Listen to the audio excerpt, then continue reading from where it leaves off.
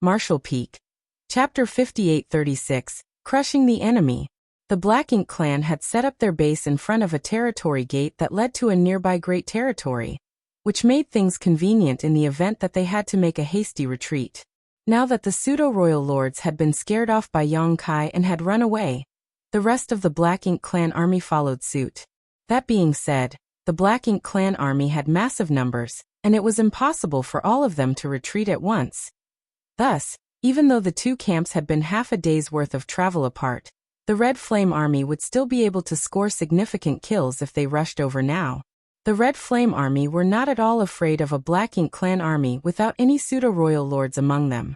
They knew for certain that it was going to be a one-sided slaughter.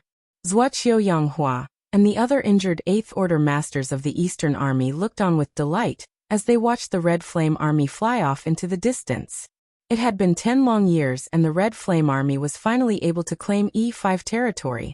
However, the most important aspect to celebrate now was the fact that Yang Kai's appearance led to the Black Ink clan suffering significant losses among their top masters. The Black Ink clan would deeply feel this loss for quite some time. Many years ago, the humans figured out what the Black Ink clan were up to and changed their strategy as well. Reclaiming great territories was no longer their goal. Instead, they aimed to kill the Black Ink clan's strongest masters, as that was the only way for them to weaken the Black Ink clan. Everything that the Red Flame army accomplished now was thanks to a single man. Zuoqiu Yanghua and the others were exhilarated at the thought that the Red Flame army might finally be able to count a 9th Order master among them, and one as powerful as Yang Kai to boot. "Sir, did the Supreme Headquarters send you over to aid us?" Zuoqiu Yanghua asked as he withdrew his gaze from the impending battle.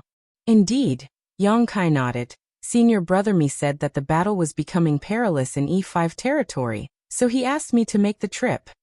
After seeing the looks of joy on everyone's faces, Yang Kai could more or less figure out what they were thinking, so he chuckled and added, "But I won't be staying with the Red Flame army." The 8th Order master's delight turned to shock as one of them asked, "What do you mean, sir?" It seemed as if things were not quite what they expected. "We have 12 armies, but there aren't enough 9th Order masters to assume command of all of them," Yang Kai explained. "That's why I'll be moving around the 6 without a 9th Order master to support them. Anyone who runs into any difficulty can ask me for help, and I'll head over at once.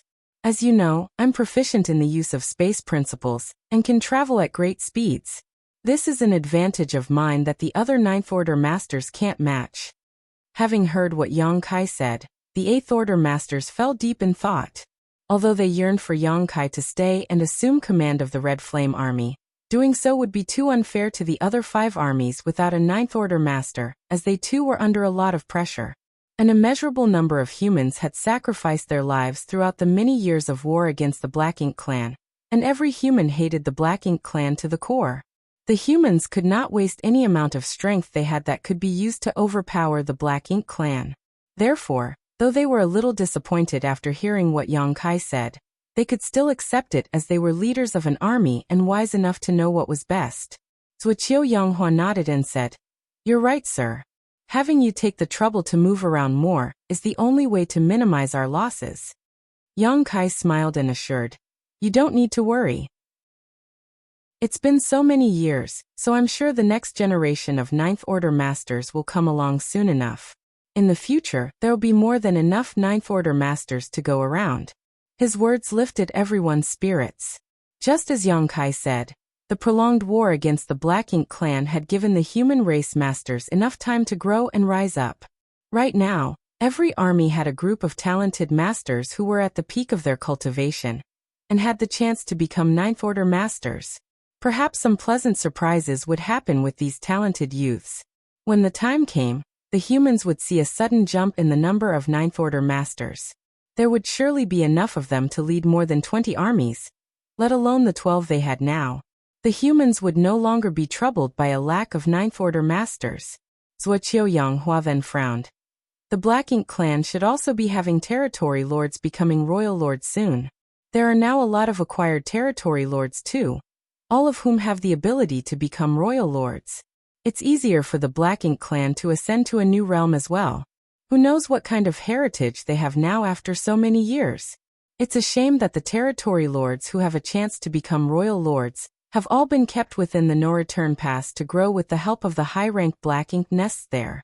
The humans have no way of gathering any intelligence on them. Upon hearing this, Yang Kai raised his brow. What a coincidence! I was just planning on making a trip over there to take a look. You're heading to the no-return pass, sir? Zuoqiu Yanghua asked, startled. That's right, Yang Kai affirmed. I'm heading over to bring something back. He was perfectly calm and relaxed, but the Eighth Order masters froze in shock as they exchanged glances. Deep down inside, they were all in awe of just how bold Yang Kai was. None of the other Ninth Order masters would ever think of doing something like that, but on second thought, even when Yang Kai was still an Eighth Order master, he had already gone to the no-return pass to cause trouble for the Black Ink clan. Now that he was a Ninth Order master, it would only be easier for him, and it was unlikely for him to get into any real danger. In any case, they were not in a position to worry about a Ninth Order master's safety. Be careful, sir, Zuoqiu Yanghua said seriously. Yang Kai nodded and instructed them.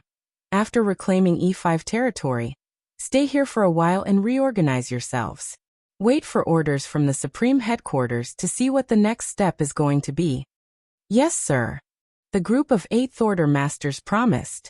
Even if Yang Kai had not said anything, they would not have attempted anything on their own accord either. The Supreme Headquarters was in charge of directing all of the armies. Even though each army seemed to be fighting independently, in reality, they were able to provide each other with some level of support thanks to centralized coordination. If any one army moved too far ahead and broke off contact from the rest, they would be in a terrible situation if the Black Ink clan seized that opportunity to target them. Yang Kai did not stick around to say anything else.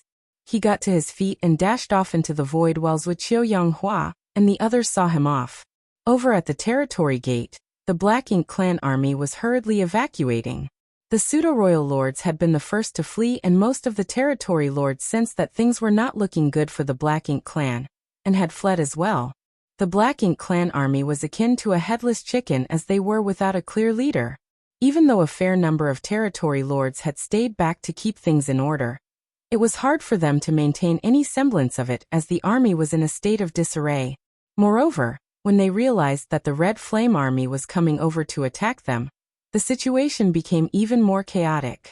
Though the humans would have to travel for half a day, the territory gate was only so big, so there was a limit to how many could pass through at a time. Half a day was not nearly enough time for the Black Ink clan army to retreat as a whole.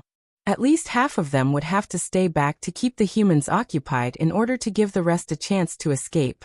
Thus, a few territory lords began organizing the troops, and most of the expendable Black Ink clansmen had been left behind to delay the enemy, while the stronger masters and those with more potential were allowed to leave first. Just as soon as they finished making their arrangements, though, a powerful aura began rapidly approaching them. The aura was accompanied by a brilliant light that seemed to leave a dazzling trail against the darkness of the void. It's Yang Kai! A territory lord screamed in terror. Every single Black Ink clansman feared the Killing Star, and just a while ago, he was able to sneak into their camp and capture 2 pseudo-royal lords alive. It had not been long since then, but he was already coming at them again. He was simply relentless. Upon noticing this, the territory lords who stayed back to keep the army in order could not hold still. They could not bother about anyone else anymore as they started fleeing towards the territory gate in a bid to escape as soon as possible. All at once, the already disorderly Black Ink clan army descended into utter chaos. The sound of rushing water was heard as Yang Kai summoned the space-time river. The many Dao strengths surged with the waves and crashed down on the Black Ink clan army. None could stop it as entire swaths of Black Ink clansmen were instantly swept up and sunk into the space-time river, where they were immediately killed. Yang Kai kept pushing forward as his space-time river continued to rampage along. The Black Ink clansmen who were sucked into the river were instantly tossed out again, but they had all lost their vitality. There was no pseudo-royal lord around, and the Black Ink clan army did not even have innate territory lords leading them. It was impossible to imagine the damage and deaths that a single Ninth Order master could inflict on them now. Although some of the Black Ink clansmen tried to fight back, their efforts were meaningless. Their attacks did not even manage to reach Yang Kai. Some were absorbed by the space-time river, while others were deflected by the twisted space-time around it. In just a few moments, Yang Kai arrived at the territory gate and rushed headlong into it. The moment he entered the territory gate, the once stable portal started shaking violently. It was as if the territory gate was about to shatter as void cracks weaved across its surface. Many of the fleeing Black Ink clansmen could not stop in time, and crashed into the shattered space only to be instantly slashed to pieces. Many more rushed in, but they fell dead the moment they touched the territory gate. Some of the territory lords finally realized what was happening. Yang Kai had done something to the territory gate, so they could no longer use it. It would have been hard for anyone else to do such a thing. Territory gates had existed since ancient times and had always been an extremely stable passageway between great territories. However, for someone like Yang Kai, who was a master of the Tao of space, it was easy enough for him to turn the territory gate into a death trap. At this point, his mastery of the Tao of space far exceeded what he had before he entered the universe furnace. This allowed him to kill many enemies without even having to make a move personally. The territory lords who chose to hang back were sorely regretting their decision now. If they had known this would happen, they would have fled with the pseudo-royal lords. However, at the time, they had been feeling lucky about their chances, and it took a lot of effort for them to gather the soldiers they had under their command, so they were reluctant to simply abandon them. None of them expected this cruel twist of fate. They could no longer use the territory gate, and the Red Flame Army was rapidly closing in. Those who had already gone through the territory gate had managed to escape, but the rest of the Black Ink clan army who remained behind did not have anywhere to run. Though they were still massive in numbers, without any pseudo-royal lords and only a few territory lords, they were not a match for the Red Flame Army that was hungry for slaughter. It was only a matter of time before they were all killed. Thus, they began to drown in their own sorrow. The Killing Star had used a simple trick to guarantee the deaths of millions of the Black Ink clansmen. They lamented his cruelty. In the distance, the leaders of the Red Flame Army had seen this scene playing out in front of them. Initially, they were rushing over as fast as they could as they were afraid that the Black Ink clan army would have left through the territory gate before they could arrive. However, the territory gate had been turned into a deathly trap now and the Black Ink clan army had no way out. They were stuck here. Since that was the case, the humans no longer had to make a mad dash, and instead began to form coherent formations as they proceeded steadily. Marshall Peak. Chapter 5837. Head about to explode. The Black Ink clan had claimed the no-return pass for many years now. It had been thousands of years since the human race army withdrew, and after being in the Black Ink clan's possession all these years, this place that once belonged to the humans was now the Black Ink clan's stronghold and core base. All of the high-ranked Black Ink nests had been gathered here, along with countless mid-ranked Black Ink nests.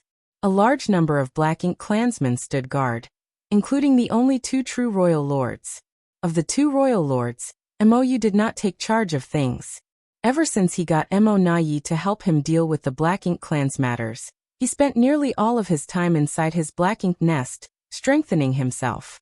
It had been ages since he last fought against a human, and no one knew just how strong he was now. News of the situation on each battlefield was transmitted back to the no-return pass, through the Black Ink nests. Mo Na was inside a grand hall reading the reports sent in from all the different places. His long bout of gloominess finally eased when he saw the humans' casualties across all the fronts. Previously, he had mounted an attack on Xiao Xiao and Wu Qing to help the Black Ink giant spirit god regain its freedom. He thought it would have been an extremely easy task, but alas, the humans summoned a powerful weapon in the form of a real giant spirit god. Not only did he fail in his mission, but he also freed up the two veteran Ninth Order masters. As for the Black Ink giant spirit god that he had been banking his hopes on, the newly summoned giant spirit god kept it occupied. Thus, the plan backfired on him. Whenever Mo Na recalled this, his heart would throb in pain. It was as if anything he did would end in defeat if Yang Kai was involved.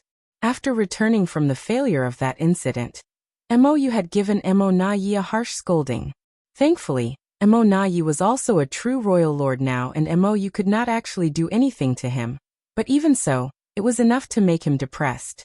In recent years, Mo Nayi did not get personally involved in the fighting. He simply stood guard at the no-return pass and watched over the Black Ink clan army that was fighting against the humans from afar, and he did manage to produce fairly good results. This was especially true for E5 territory, which he had been targeting. After all the battles over there thus far, the Red Flame Army had lost many of their masters, including a lot in the 8th Order. If this continued, it would take less than a century for the Red Flame Army to be beaten half to death by the Black Ink clan. Mo Nayi did not dream of wiping out the humans in one fell swoop, as he knew that none of the human race's armies could be underestimated. Even if they did not have a 9th Order master with them, there were still a lot of powerful masters, including the divine spirits who were especially tricky in a fight. Thus, if he wanted to decimate the Red Flame Army, he had to take things one step at a time. Although the humans continually added new rising stars to their ranks, as long as the Black Ink clan acted decisively enough, they could kill off more masters than what the humans could produce, and the time would eventually come when the Red Flame Army could no longer hold out. To carry out this strategy, the Black Ink clan had to make a lot of sacrifices too. Not a single innate territory lord was left behind at the no-return pass, or the front lines of other battlefields. Under the command of both Mo Nayi and Mou, all of the innate territory lords who snuck out from the primordial heaven's source grand restriction had been turned into pseudo-royal lords using the source fusion technique. A huge number of innate territory lords had been sacrificed to create a sizable number of pseudo-royal lords, which was the reason why the Black Ink clan could still hold out against the humans. Otherwise, how would they be able to maintain the fight on the battlefield when the humans had 9th Order masters while they did not have any royal lords with them? Furthermore, after all the years of accumulation, the Black Ink clan was about to witness the birth of new royal lords.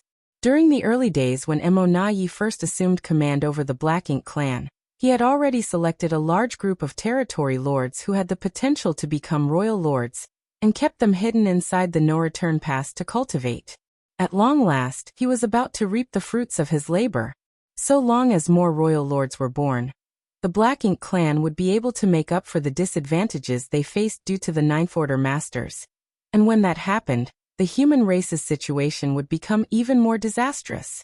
Do the humans think they're winning just because they reclaimed a few great territories? What a joke! Mo Nayi set down the reports in his hand and leaned back against his chair. He tapped his fingers on his desk with a thoughtful look in his eyes. He was considering whether he should increase the number of pseudo-royal lords in E5 territory to put the Red Flame Army under even more pressure. Right now, the Black Ink clan was in a position to do so as there were many pseudo-royal lords at the no-return pass who were restless and could not stay put. They often came to him to ask for the chance to join the fights, though he rejected them all. What he wanted was to kill as many of the humans' most powerful masters as possible to weaken them overall. There were often 8th Order masters of the Red Flame Army who willingly sacrificed their lives to injure pseudo-royal lords and force them to leave the battlefield. Mo Nayi was more than happy with this situation as he did not care about the deaths of any of the Black Ink clansmen weaker than territory lords. All that mattered was that the territory lords and pseudo-royal lords remained alive. Even if they were heavily injured, they just had to return to the no-return pass and rest for some time where they would easily be able to make a full recovery.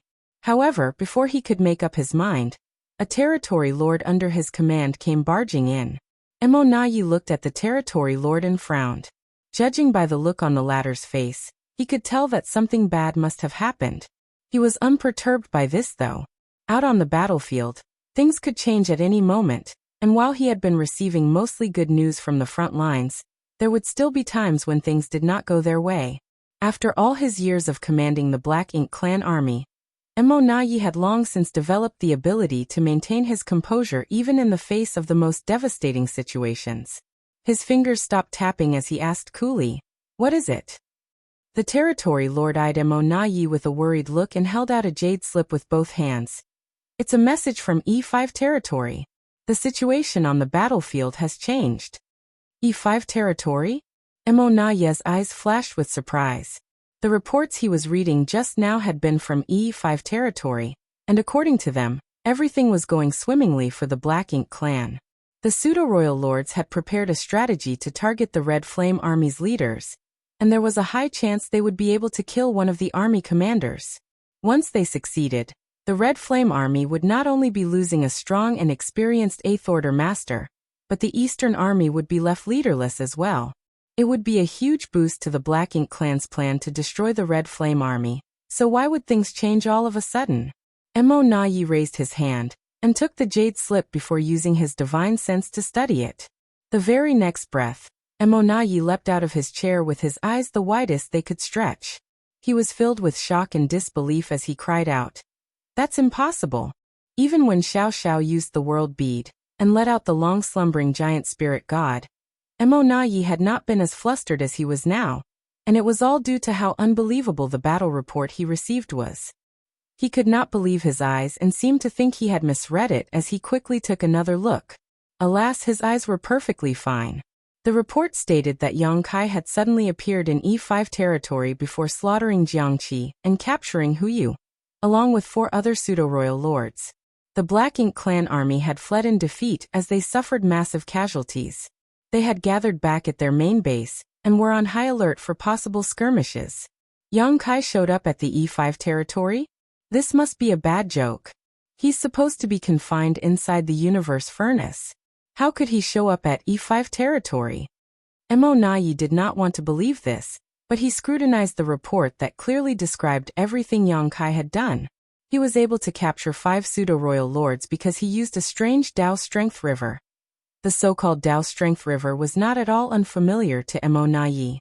Back inside the universe furnace, he had gotten into a fight with Yang Kai and knew just how frightening that Dao Strength River was. During that fight, if Meng Ke had not sacrificed his own life to help Mo Na-yi, the latter could very well have been killed by Yang Kai. However, even with Meng Ke's help, Mo Na-yi was only able to prolong the fight for a little while longer before fleeing in defeat and narrowly managing to stay alive. Mo Na-yi had never seen any other human using a Dao Strength River apart from Yang Kai. Is it really Yang Kai? Even Mo Na-yi's heart was quaking. Why would it be him? How could it be him? Mo Na-yi could not figure it out at all. Isn't that bastard supposed to be confined inside the universe furnace? Didn't he have to wait until the next time the universe furnace opened to have the chance to come back out? It has only been a few centuries and there has been no sign of the universe furnace opening up again, so how did he come out? Mo Na-yi was uneasy and his mind was riddled with chaotic thoughts. It took quite a while before he was able to regain his composure. Based on the report, it had to have been Yang Kai who showed up at E5 territory. He was the only one with a Dao Strength River, and only he could capture 5 pseudo-royal lords alive. No other 9th Order master could do such a thing. After giving it some more thought, Mo Na-yi realized it was true that there had not been any proof to confirm that Yang Kai was confined inside the universe furnace. He had only thought so for 2 reasons. The first was that, when the universe furnace closed up again, he did not see Yang Kai who should have reappeared with him, and that had given him the chance to avoid disaster. Secondly, it was based on the news the Black Ink clan gleaned out of the Black Ink disciples. The humans also thought that Yang Kai was stuck inside the universe furnace. Otherwise, there was no reason why he did not show up after so many years since the universe furnace's closure. However, no one could be sure whether or not he was indeed confined inside the universe furnace, as no one saw it for themselves. Moreover, even if Yang Kai had been stuck inside the universe furnace, it was not necessarily true that he had to wait for it to open up again before he could escape. That bastard always has some mysterious trick up his sleeve that allows him to do things no one else can. Mo Na-yi rubbed his temples, feeling like his head was about to explode. His cheerful mood from earlier had vanished entirely. All along, he thought he would no longer have to deal with Yang Kai, the thorn in his side. Over the last few centuries, he accepted the possibility of Yang Kai being locked up inside the universe furnace as fact. However, now that the battle report was right before his eyes, the terror that had been buried deep inside his heart was pouring out again. He was not afraid of any of the other 9th Order masters, be it the newer ones or the 2 more experienced ones. Yang Kai, the one behind his suffering and numerous defeats, was the only one he was truly wary of. There was no point for him to continue with his earlier considerations now. Since Yang Kai had shown up at E5 territory, things were not going to go according to the Black Ink clan's plans anymore. As someone who fought against Yang Kai inside the universe furnace, Mo Nayi knew Yang Kai's strength better than anyone else. Marshall Peak, Chapter 5838 Report. The report from E5 territory clearly stated that Jiang Qi had been killed and 5 other pseudo-royal lords, including Hu Yu, had been captured. Mo Nayi knew without a doubt what their fate would be. Thus he swiftly gave the order, send a message back to E5 territory. Tell the pseudo-royal lords to group up and keep a close eye on Yang Kai. Don't let him get a chance to strike again. The territory lord left to do as told. However, a few moments later, he came running back again. Seeing the ashen look on his face, Mo Nayi had a bad feeling. He gritted his teeth and asked, "What happened now?" The territory lord hung his head low and held out another jade slip with trembling hands. His voice quivered as he informed, "A second report came from E5 territory." Mo Nayi glanced at the jade slip but did not check it right away. First he took a deep breath. If a second report was sent so soon after the first, it could only mean one thing. Mo Nayi knew that something terrible must have happened in E5 territory. More importantly, the Black Ink clan had to have been the ones who suffered. Otherwise, they would not have sent 2 reports in a row within such a short period. The situation was probably even worse than he feared. Mo Nayi slowly took a seat before taking the jade slip. He composed himself and checked the dispatch. Despite being mentally prepared for it, he nearly fainted from the latest report. The previous one stated that Yang Kai showed up at E5 territory, slaughtered Jiang Qi, and captured 5 pseudo-royal lords, including Hu Yu. This second report said that Yang Kai had snuck up on the remaining pseudo-royal lords despite their vigilance. He withstood the attacks of all of them and used the Dao Strength River to capture 2 more pseudo-royal lords. None of the pseudo-royal lords had noticed him approaching, and there had been no sign of him at all before his appearance. In just half a day, the Black Ink clan lost 8 pseudo-royal lords in E5 territory. Even though there were many of them posted there, it did not mean that the Black Ink clan could afford to let them be killed off in such rapid succession. The surviving pseudo-royal lords knew the situation was dire, and had retreated from E5 territory immediately after the second raid. Many of the territory lords followed suit, and were fleeing as well. Though the report did not mention the rest of the Black Ink clan army in E5 territory, it made no difference. Since the pseudo-royal lords and a majority of the territory lords had fled, the army could only offer their heads up to the enemy if they stuck around any longer. Mo Nayi was certain that they were already fleeing in defeat as well, but the humans would not be merciful given this incredibly rare opportunity. He could foresee how bloody the chase would be. Without the more powerful Black Ink clansmen, the Black Ink clan army would not be able to put up any resistance against the human race army. Many emotions flashed across Mo Nayi's face as he sat there after reading the second report, ultimately crushing the jade slip by accident in the end. The territory lord carefully eyed Mo Nayi's expression as he asked, "Sir, should we order the army in E5 territory to retreat?" He knew that the situation did not look good for the Black Ink clan, and was worried about their army. Mo Nayi just took a deep breath and slowly shook his head. They can't retreat. Even if others did not know what Yang Kai was capable of, he did. The Black Ink clan had set up their base near the territory gate, because it made it easy for them to deploy more manpower, or make a quick retreat. If they did fail to hold out against their enemy, they could withdraw through the territory gate and prevent further losses. However, that was no longer possible with Yang Kai around. He, who was unmatched in the Tao of space, would surely lock down the territory gate at once. There was a high chance that a mass slaughter was taking place in E5 territory at this very moment. Mo Nayi did not know how many members of the Black Ink clan would successfully escape, but the only silver lining was the fact that the pseudo-royal lords had fled in advance with many of the territory lords as well. Although the losses were heavy, it was not a complete massacre of everyone there. Furthermore, the ones who escaped in time were the more powerful ones, so it was a bit of good news amidst all the bad. That being said, Yang Kai was bound to hunt the pseudo-royal lords down. While they might have escaped for now, they were not entirely out of danger yet. Mo Nayi composed himself and gave the order, Send word out for everyone to be on high alert for any sign of Yang Kai. If there is even the slightest hint of him, report back to me right away." "Yes, sir," the territory lord replied before leaving to carry out the order. Soon, a slew of reports were transmitted back to the no-return pass. Yang Kai had left E5 territory and entered Silver Frost territory. Yang Kai showed up in Thunderbolt territory, found the Black Ink clan's forward outpost there, and was swiftly making his way over.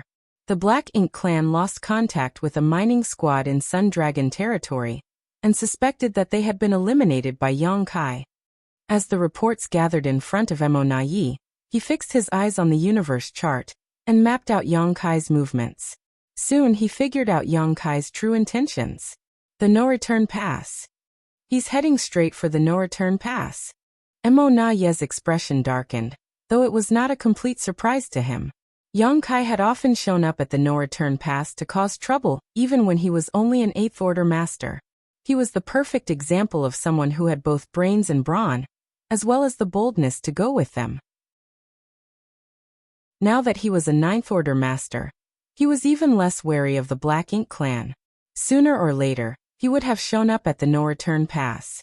Nevertheless, Mo Nai did not expect Yang Kai to be this impatient, and head straight for the no-return pass after helping the Red Flame Army at E5 territory.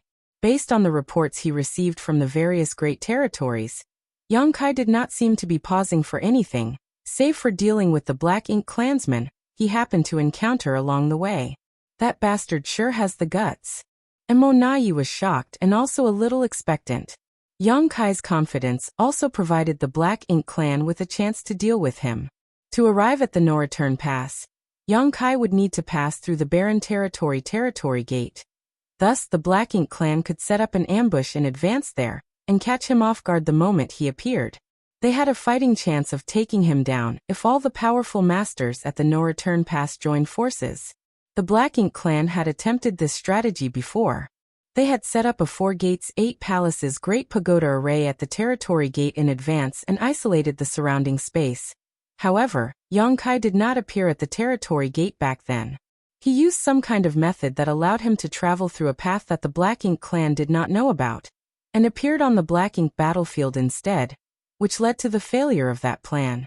However, things were not the same now. At the time, Yang Kai was an 8th Order master who was vigilant enough to take precautions.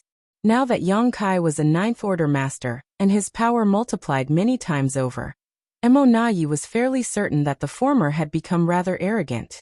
Based on Yang Kai's movements, he was bound to enter the no-return pass through the territory gate, so the Black Ink clan had an opportunity. With this thought in mind, Mo Nai quickly went to meet with Mou, who was currently cultivating in seclusion, and informed him about Yang Kai. Mou was stunned, furious, and sorrowful over the news that Yang Kai had shown up at E5 territory, killed numerous pseudo-royal lords, and caused the loss of the majority of the Black Ink clan army stationed over there. He did not care about the Black Ink clan army's casualties, only the deaths of the pseudo-royal lords, but even that was hard to accept. Ever since all the innate territory lords that snuck out of the primordial heavens source grand restriction had been turned into pseudo-royal lords, the Black Ink clan had no way of increasing the number of pseudo-royal lords they had. After several centuries of not hearing any news about Yang Kai, Mou thought he would never have to see that human again. Who would have thought that Yang Kai would show up in such a manner, and cause such heavy losses for the Black Ink clan? It was just as Mo Nai had said once.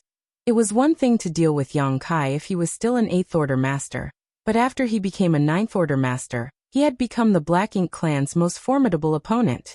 However, when Mo Nai informed Mou of his plan, Mou could see that it was a good opportunity as well and readily agreed to it. All at once, the pseudo-royal lords at the no-return pass, along with Mo Nai and Mou, the 2 true royal lords, began setting up outside the territory gate before waiting with dire expressions. While they were busy setting up their trap, Yang Kai was steadily making his way across many great territories where the universe worlds seemed to be lifeless as they were all covered in Black Ink strength. He could not detect any vitality from them. Yang Kai knew that his movements were not hidden from the Black Ink clan right now, but he did not intend to hide from them in the first place. After all, The Black Ink clan would not have been able to discover his tracks if he used Thunder Shadow's innate divine ability. He was making this trip to the no-return pass to stir things up and take back a few things while he was at it. Yang Kai made his way through one great territory after another, dealing with any of the Black Ink clan's outposts that he stumbled across along the way. At last, after over a month of traveling, Yang Kai passed through the territory gate from the Shattered Heaven to the Barren Territory. Similar to its name, the Barren Territory was empty and devoid of everything. All along, the humans considered it an important battleground and prepared it appropriately. The leaders at the Supreme Headquarters had long since fleshed out the idea of besieging the no-return pass, and the moment they did, the Barren Territory would be where the ultimate battle was fought. The final confrontation between the human race and the Black Ink clan would take place here. Millennia ago, the human race army had achieved great results when the Black Ink clan first invaded this place, and if it had not been for the Black Ink giant spirit god's interference, breaking through the boundary wall between the Barren Territory and Wind Mist Territory, the Black Ink clan would not have been able to invade the 3,000 worlds so easily. The bodies of countless masters from both sides littered the battlefield back then. It was also the final resting place of many top masters, including both Ninth Order Old Ancestors and Royal Lords. The moment Yang Kai stepped into the Barren Territory, he sensed alarming shockwaves coming from a place deep within the void. Though the waves were somewhat spaced out, each one was powerful enough to make his heart pound and the surrounding area shake. He focused his sight and stared into the distance, only to find 4 towering silhouettes clashing in the depths of the void. The fight was intense and space itself was crumbling around them. A fight between a giant spirit god and a Black Ink giant spirit god did not involve any kind of tactics, or even any form of techniques. It was a completely physical fight with simple punches and slaps thrown around. However, as both parties possessed heaven-destroying and earth-shattering strength, even such a simple physical battle was enough to cause terrifying impact and fallout. It was not surprising that Mi Jingluan said the battle in the Barren Territory resulted in needless losses for the Black Ink clan. If the Black Ink clan at the No-Return Pass wanted to send soldiers out as reinforcements to the various front lines, they would need to pass through the Barren Territory, and considering how strong the aftershocks of the fight were, weaker Black Ink clansmen would not be able to survive unless they had powerful masters protecting them. This was an unexpected but pleasant surprise. When Yang Kai gave that world bead to Old Ancestor Xiao Xiao, he had only done so as a means of countering the Black Ink clan's possible strategy. He did not expect it to result in such a boon for the humans. The 4 giant spirit gods were split up onto 2 different battlefields. Yang Kai spotted Ada, who was bald, and Aer, who had a lock of hair. As for the 2 Black Ink giant spirit gods, Yang Kai had to spend some time figuring out which was which. The one Ada was up against was most likely the one who was revived from the late Ancient Era battlefield, while the one fighting against Aer was the one from the Divine Spirit Ancestral Land. Though the 2 Black Ink giant spirit gods looked similar at first glance, upon closer inspection, there were still minor differences that one could pick up on. Initially, the Black Ink clan had a 3rd Black Ink giant spirit god, which was the one that escaped from the primordial heaven's source grand restriction. Nevertheless, many human race masters had joined forces and defeated that one in the Barren Territory, which was something to celebrate. Otherwise, if the Black Ink clan had another Black Ink giant spirit god with them now, the human race would be in an extremely difficult predicament. Martial Peak. Chapter 5839. How about now? The clash between the giant spirit gods stirred up Yang Kai's urge to join the fight, but he had to force himself to quell that desire of his. He still had some self-awareness. Despite being a Ninth Order master now and possessing strength that seemed to touch the limits of martial Dao, it was still not enough for him to go up against a being as strong as a giant spirit god. If he did insert himself into the fight, he would only end up fleeing in defeat. Furthermore, if he was not mistaken, the Black Ink clan at the No-Return Pass would have already set up the stage for him to put on a grand show. Thus, he decided to stay out of the battle between the 4 giant spirit gods.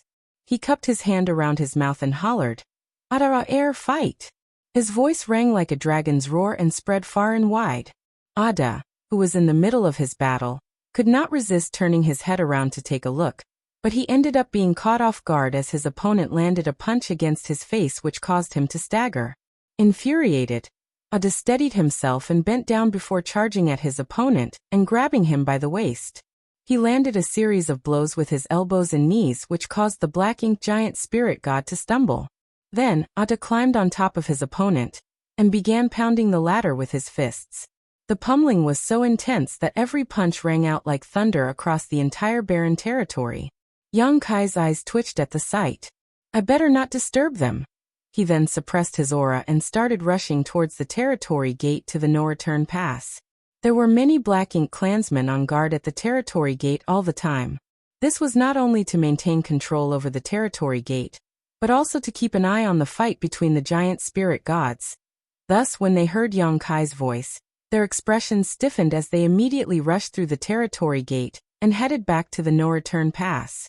Soon, the news of Yang Kai's appearance in the barren territory reached Mo Yi and Mou. The two royal lords had grim expressions as they exchanged looks. That bastard came all the way here after all. Even though he's now a Ninth Order master, if he does pass through the territory gate, we might have the chance to take him down. The trap for Yang Kai was already in place, and once Mo Yi gave the order, the Black Ink clansmen got into their positions. Yang Kai whizzed through the barren territory and arrived at the territory gate that led to the no-return pass. He glanced at it and stepped through without even pausing. As soon as he did, space principles enveloped him, and he felt everything around him shake ever so slightly. The sight before him blurred for a moment, and at the very next moment he popped up in front of the no-return pass. All at once, dozens of powerful auras shot at him from all directions to lock him in place. Two of them stood out among the rest. Yang Kai smirked as he studied Mou and Mo Yi, the two royal lords, with a strange feeling in his heart. In the past, he came to raise chaos at the no-return pass a few times, but he always snuck around and took extreme precautions to avoid being discovered whenever possible. However, he could now afford to walk right in without needing to be cautious at all. He could openly step through the territory gate and make his way to the no-return pass. The Black Ink clan did not attack Yang Kai right away as there was no point in doing so. The territory gate was right behind him, and he could return to the barren territory at any time. Even though the Black Ink clan gathered every available master here, they did not feel confident about their ability to take him down immediately. They knew their best chance to strike was not when Yang Kai first showed up and had planned accordingly. Thus, they patiently waited. The atmosphere was incredibly tense. Mo Yi's expression was the grimmest it could be. Even though he could tell from the various dispatches that it was indeed Yang Kai who showed up in E5 territory, and all the other great territories along the way, he still harbored the barest glimmer of hope that the reports had been mistaken as he had not seen Yang Kai himself. However, now that Yang Kai was before his very eyes, even that glimmer of hope was dashed. He's really back. As someone who suffered multiple miserable losses at Yang Kai's hands, Mo Yi was more cautious of him than anyone else. That's it. Yang Kai abruptly chuckled in the middle of the standoff. He thought the Black Ink clan would attack him the moment he appeared, and had not thought they would be able to hold themselves back so well. However, he had an idea as to why they did not attack him. The territory gate was right behind him, so if they did attack him, he could still make an easy retreat. His taunting smile aggravated many from the Black Ink clan, and most of the auras that had honed in on him grew aggressive. Ever since the Black Ink clan's invasion into the 3,000 worlds, the human race had been the ones at a disadvantage.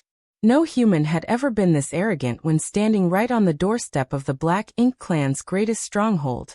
The Black Ink clan naturally felt deeply humiliated. You've got quite the nerve, Yang Kai. Mo Yi coldly snorted.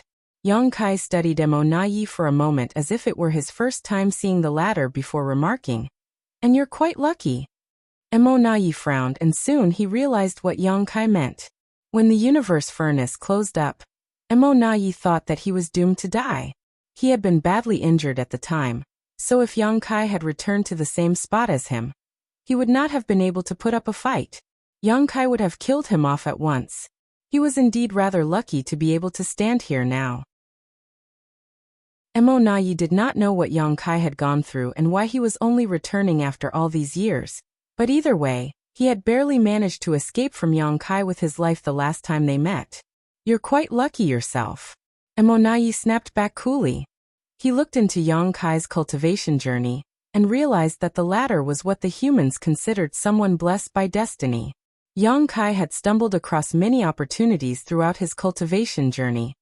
Otherwise, he would not have been able to rise as quickly as he did. Yang Kai grinned. Luck is also a form of strength. Then his eyes flitted around him as he taunted. What's wrong? Weren't all of you waiting for me? I'm here now. Aren't you going to attack? What's the point of attacking you now? Mo Nayi growled to himself. Take a few steps forward if you dare.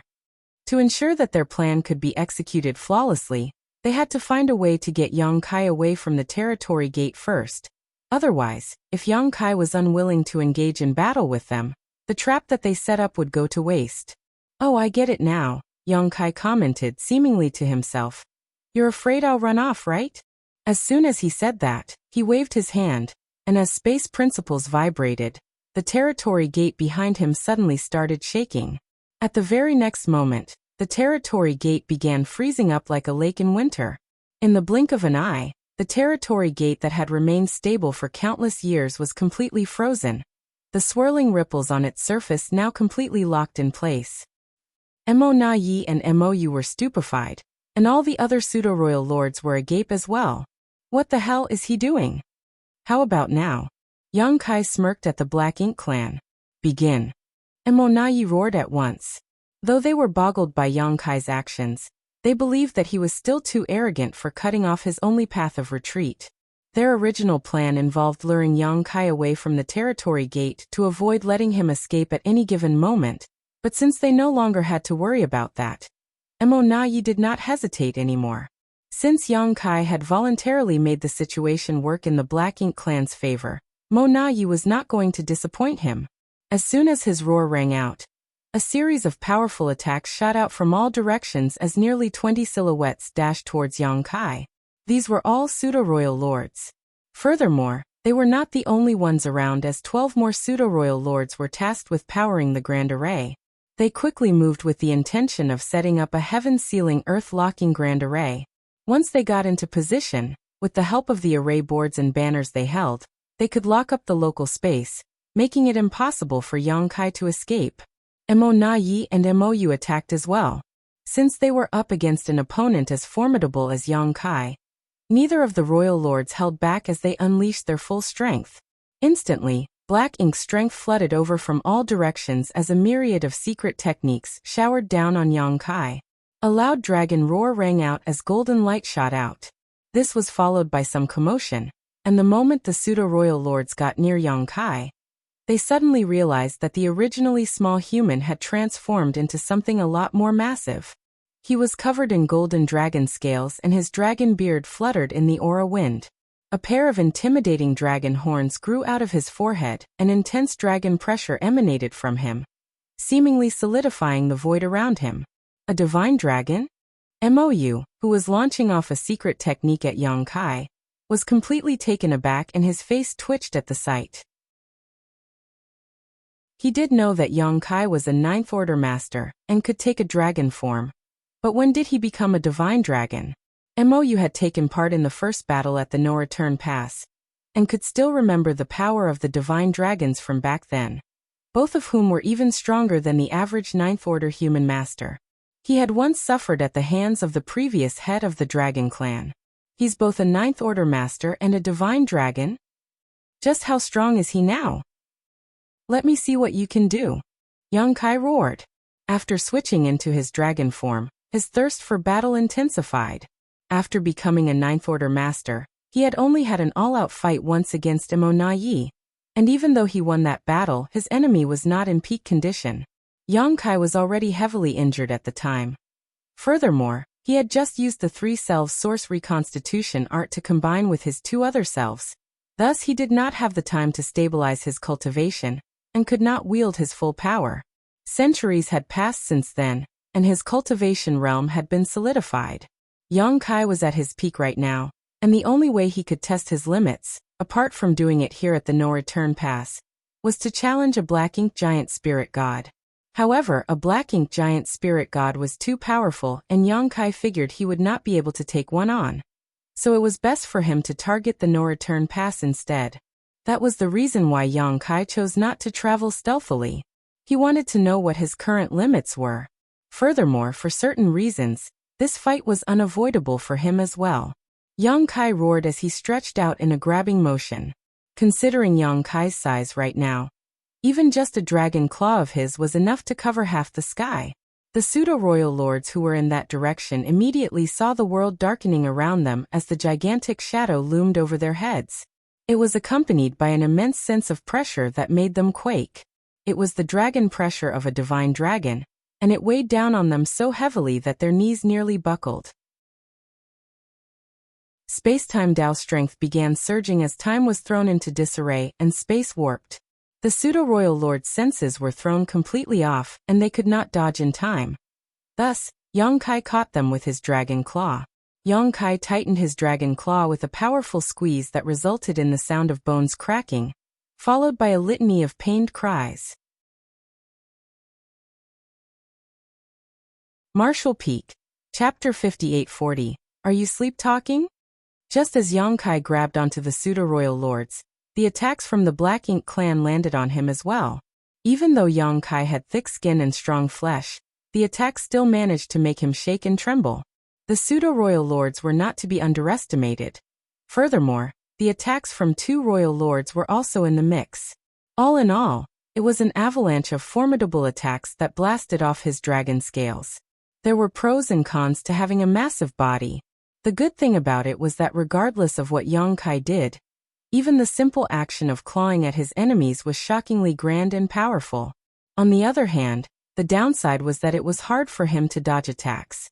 Nevertheless, a divine dragon's physical body was exceedingly strong, and with the protection of his dragon scales, Yang Kai was able to withstand their torrent attacks for now, though there was no telling how long he would actually be able to hold out. As the Black Ink clan unleashed their attacks in full force, the pseudo-royal lords that Yang Kai had caught were also beginning to fight back. Though they had accidentally allowed themselves to be captured, they were still pseudo-royal lords and would not die so easily. They began channeling their power and using their secret techniques to batter Yang Kai. With the help of Mo Na Yi and the others, the pseudo-royal lords who had been caught inside Yang Kai's dragon claw were finally able to escape 3 breaths later. Nevertheless, they bore expressions of lingering fear. The moment they had been caught, they thought they were going to die. Even though they managed to escape, they were all heavily injured as Yang Kai's clutch had not been for nothing. The gigantic dragon form loomed large just outside the No Return Pass, and the silhouettes that flew around him looked like flies. The fight that broke out in a flash intensified even further. This was Yang Kai's first time taking on his dragon form after becoming a divine dragon. From the eyes of a divine dragon, everything in the vicinity looked incredibly small. He could not help but feel an innate sense of pride. It was as if all the tiny beings around him could not even withstand the slightest blow from him. All of a sudden, he realized why the divine spirits tended to be so arrogant. For one thing, they were the first generation of rulers under the heavens, giving them a sense of superiority over all others. Secondly, they possessed enormous bodies and incredible power. It made sense that they did not view other beings as equals. This was entirely due to the strength of divine spirits, and had nothing to do with their personal character. Yang Kai realized it now. Though he did want to find out what his limits were, he was not about to underestimate the Black Ink clan. The situation could very well backfire on him if he viewed them as nothing more than pesky flies. Battles between masters were never easy, and although Yang Kai unleashed a series of Dragon Clan secret techniques, the situation did not look good for him. He was up against too many opponents and they were all powerful in their own right. Soon, he was bleeding all over. During the intense fight, Yang Kai kept scanning the area around him.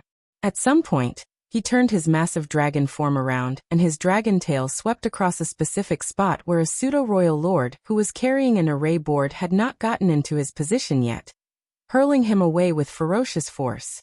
Mo Na Yi ground his teeth. They needed the 4 gates 8 palaces great pagoda array to deal with Yang Kai. Even though it looked as if Yongkai was suffering under their relentless attacks, without the Grand Array to seal the local space, he would be able to leave whenever he wished and no one would be able to stop him.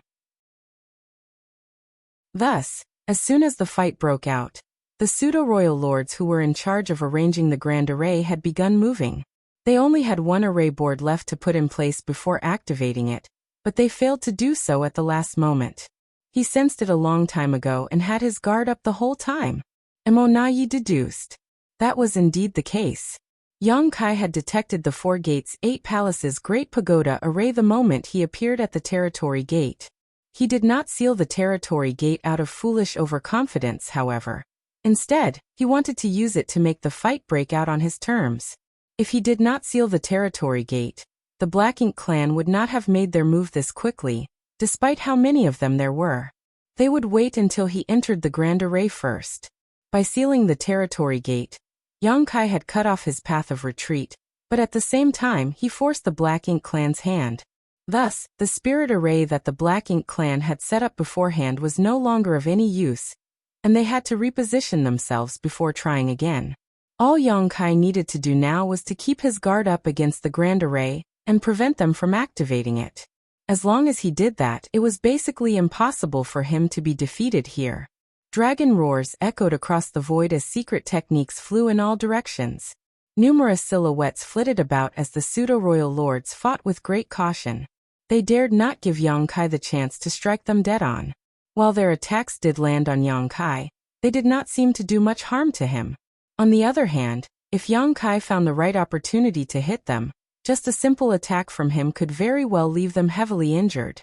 Only Emonayi and Mou, the 2 true royal lords, posed any real threat to Yongkai on their own. That being said, the longer these 2 fought, the more frightened they became. Yongkai looked as if he was injured and bedraggled, but he remained as spirited as ever. In fact, it felt as if the longer he fought, the more powerful he became. Emonayi had fought against Yongkai back inside the universe furnace, and had suffered badly at the latter's hands at the time, but even he knew that Yongkai was not at his best back then, and could not wield his full strength. Thus, Emonayi had done his best to avoid underestimating Yongkai's power. However, at this moment, he realized that Yongkai was much stronger than even he imagined. No one had ever possessed the combined power of a 9th order cultivation and a divine dragon physique before. Furthermore, when Yongkai ascended to the 9th order open heaven realm, he also absorbed the small universe that belonged to Feng Tianci. On top of all that, what Yongkai found inside the universe furnace allowed him to enhance his proficiency over many grand daos, greatly bolstering his strength. No ordinary 9th order master was anywhere near as powerful as him. Mou was not as calm as he seemed to be either. Even just a couple thousand years ago, he had been able to toy with Yongkai like a predator playing with its prey, as the latter was far too weak to fight him head-on. However, in just a short amount of time, Yongkai had already grown this strong.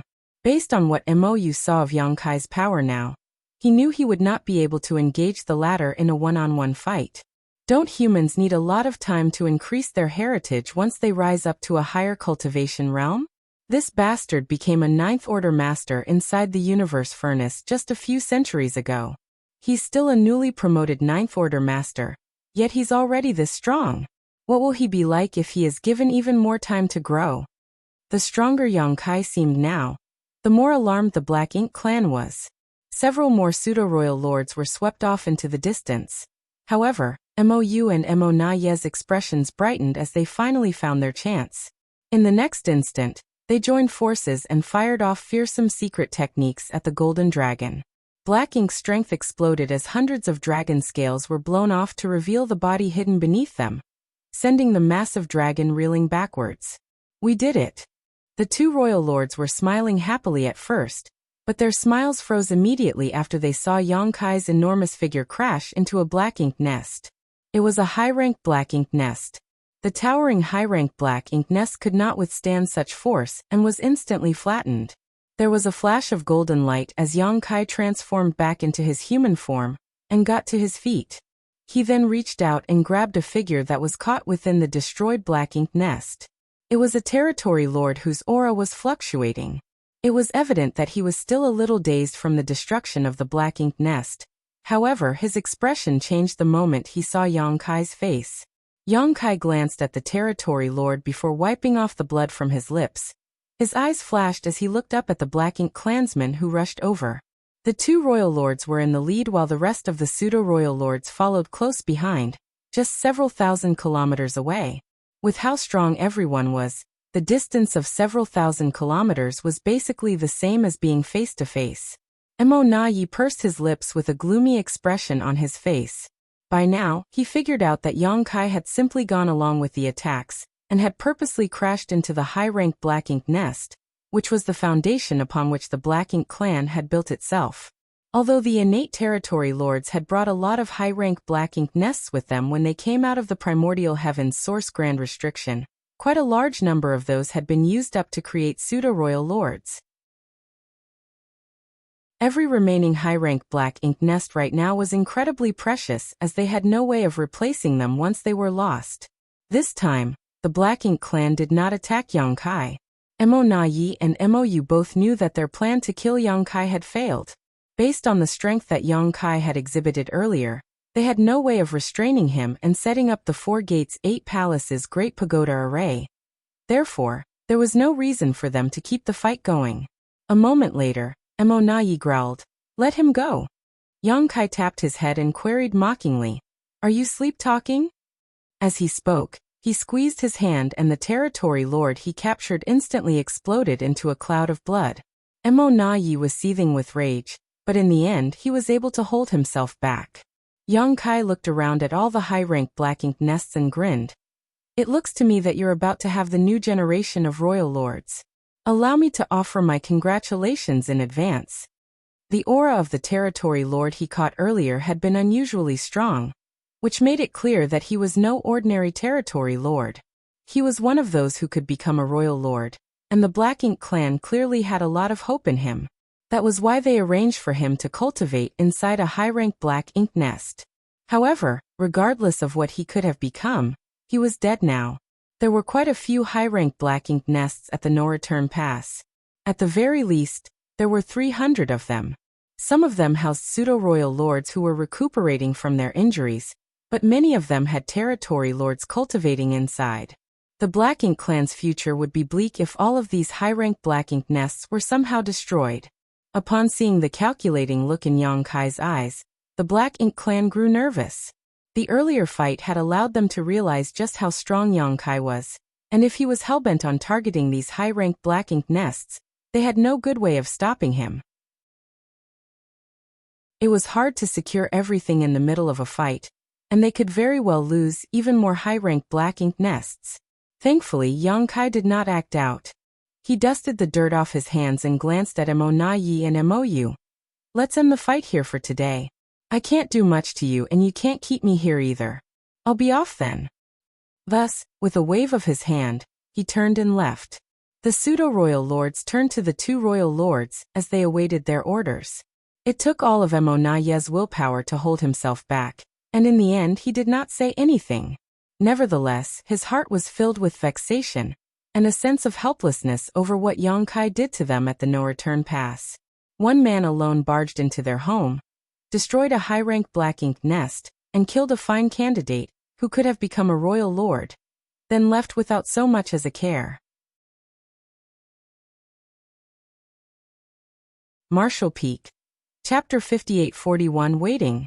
In the past, the Black Ink clan was annoyed by Yang Kai's propensity for messing with them at the No-Return Pass, but they were still able to put a stop to it then. However, now that he was a 9th Order Master, the Black Ink clan did not seem to have a way to stop him anymore. This was the reason behind the sense of hopelessness they felt. Mo Na Yi could not help but regret the fact that he had not been more cautious of Yang Kai in the past. They would not be in this unfortunate predicament now if they had found a way to kill him back then. However, based on the information they gleaned from the Black Ink disciples in the past, the 8th Order was supposed to be Yang Kai's limit. No one would have thought that the legendary universe furnace would suddenly open up just as the human race and the Black Ink clan were carefully building up their armies in preparation for their ultimate showdown, which led to Yang Kai becoming a 9th Order Master. At the end of the day, Emo Na Yi did not have the power to see the future.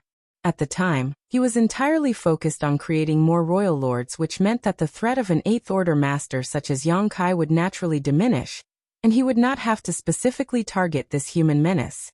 When the universe furnace appeared, the Black Ink clan did attempt to target Yang Kai and put in a lot of effort to do so, but they ended up failing and being the ones who suffered a great loss instead. Did he come here just to take a beating? Mou stared off in the direction Yang Kai had left with his brow tightly knitted as he commented in confusion. Why is he heading deeper into the Black Ink battlefield? Emo Na Yi could not figure out what Yang Kai was up to either. He considered all of the things Yang Kai had done so far and thought to himself, that bastard's always so hard to decipher. Damn it! All of a sudden, Emo Na Yi whipped his head around and growled, "The territory gate." Emo Na Yi had been too caught up in the fight with Yang Kai that he did not spare much thought for anything else, but now that things had settled down, it dawned on him that they had a grave problem on their hands. Yang Kai had used his space secret technique to seal off the territory gate. He had done this before when he returned from the Great Sea Celestial Phenomenon, and gathered the remnants of what was left of the human race army outside the No-Return Pass, before leading them to charge through the No-Return Pass and into the barren territory. Back then, Yang Kai wheeled around after accomplishing his goal, and invaded the No-Return Pass once more to save Ji Lao-san, who had been captured. When Yang Kai made his way back from the barren territory, he used some secret technique to seal up the territory gate.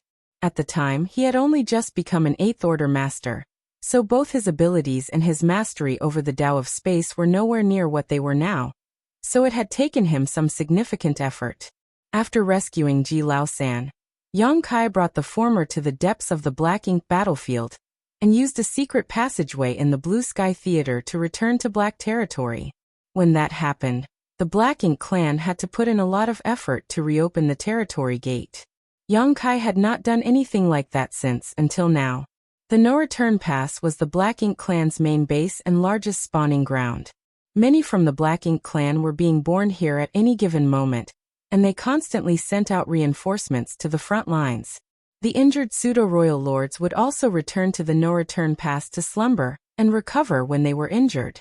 Now that the territory gate was sealed, it meant that the No-Return Pass had been cut off from the rest of the 3,000 worlds. This greatly threatened the Black Ink clan army, which was still out fighting in the 3,000 worlds.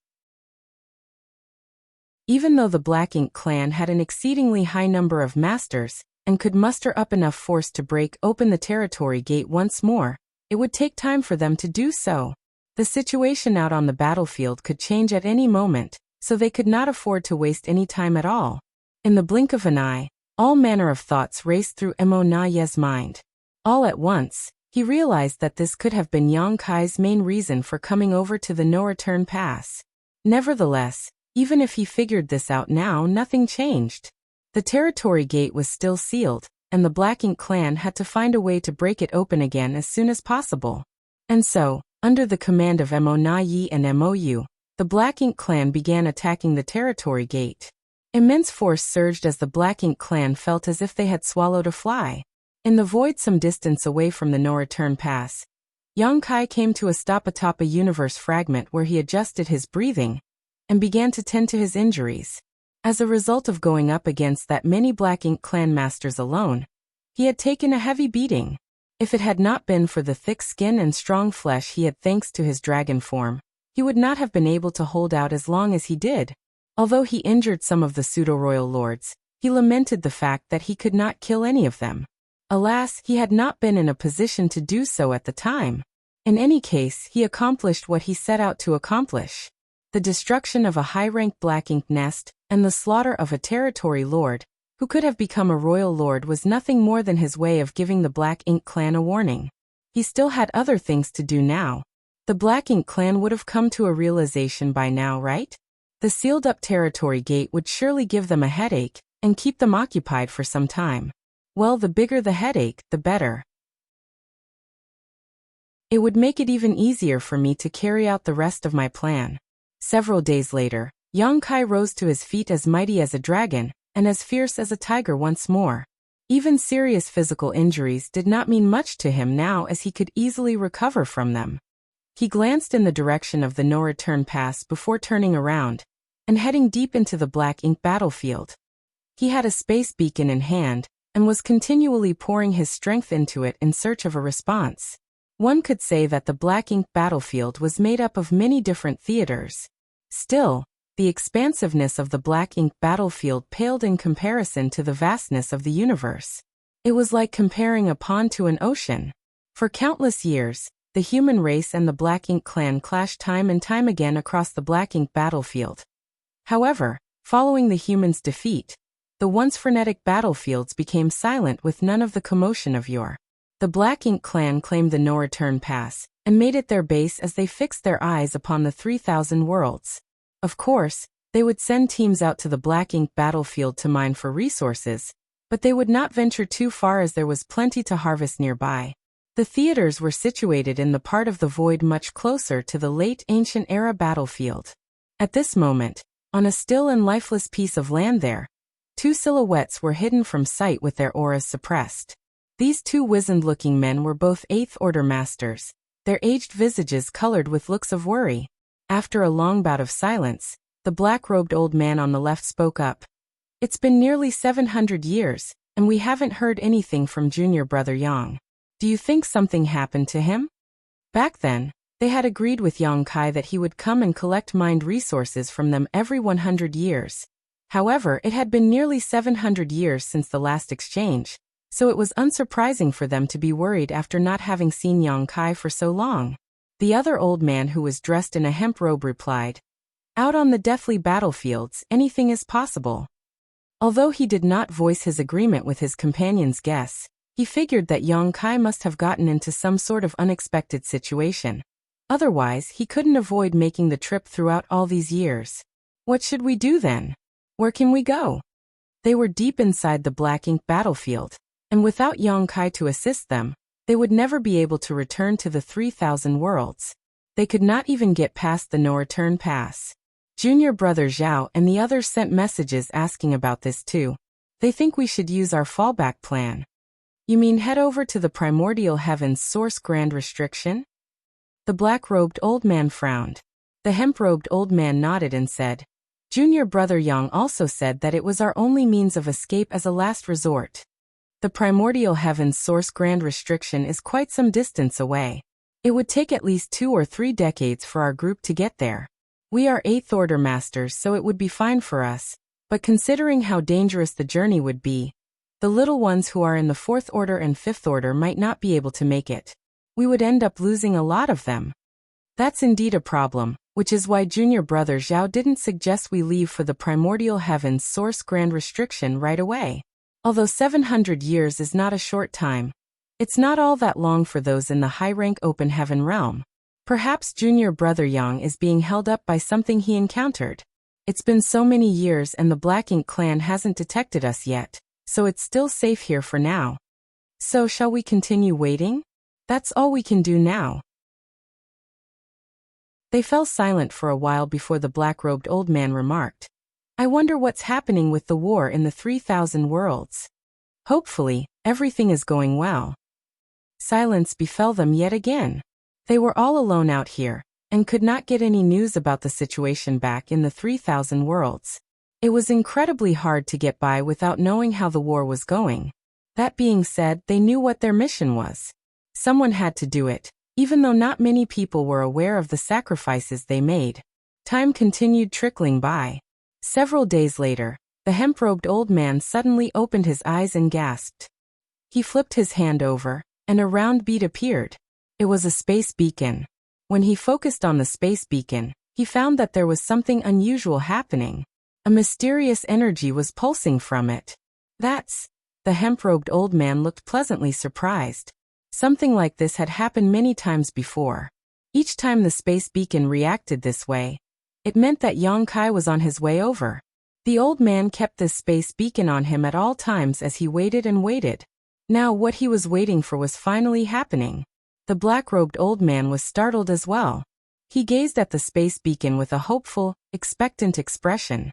The space beacon began reacting even more noticeably until at one point, the hemp-robed old man could sense that it had connected with something a great distance away. In the very next moment, the void in front of them rippled, and a figure solidified in front of them. He's here at last. The two Eighth Order Masters exhaled in relief, and immediately transmitted the message out to everyone else. Junior Brother Yang, you're finally. Ha!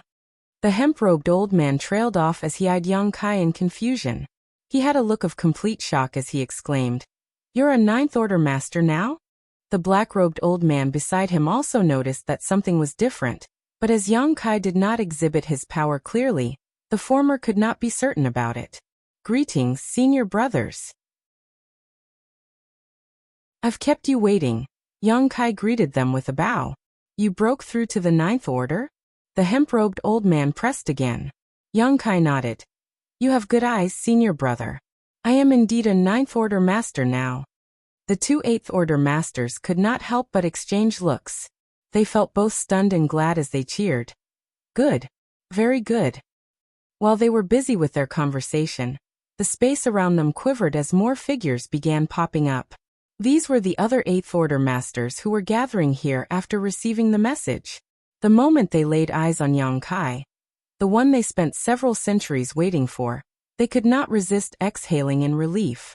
If Yang Kai did not show up soon, they would have to follow his instructions and head towards the primordial heaven's source Grand Restriction to convene with the suppressing Black Ink army over there. However, if they chose to make that journey, it would be a long and perilous one, with many of them falling along the way. Thus, it was an extremely dangerous path of retreat that had to be avoided unless absolutely necessary. But now that Yang Kai was here, they would not need to head over to the primordial heaven's source Grand Restriction. When these older, more experienced Eighth Order Masters heard the hemp-robed old man saying that Yang Kai was now a Ninth Order Master, they were just as shocked and felt a tinge of suspicion that the old man had made a mistake. However, upon closer inspection, they realized that Yang Kai was indeed a Ninth Order Master. Though they were no longer suspicious, they could not figure out how Yang Kai managed to do it.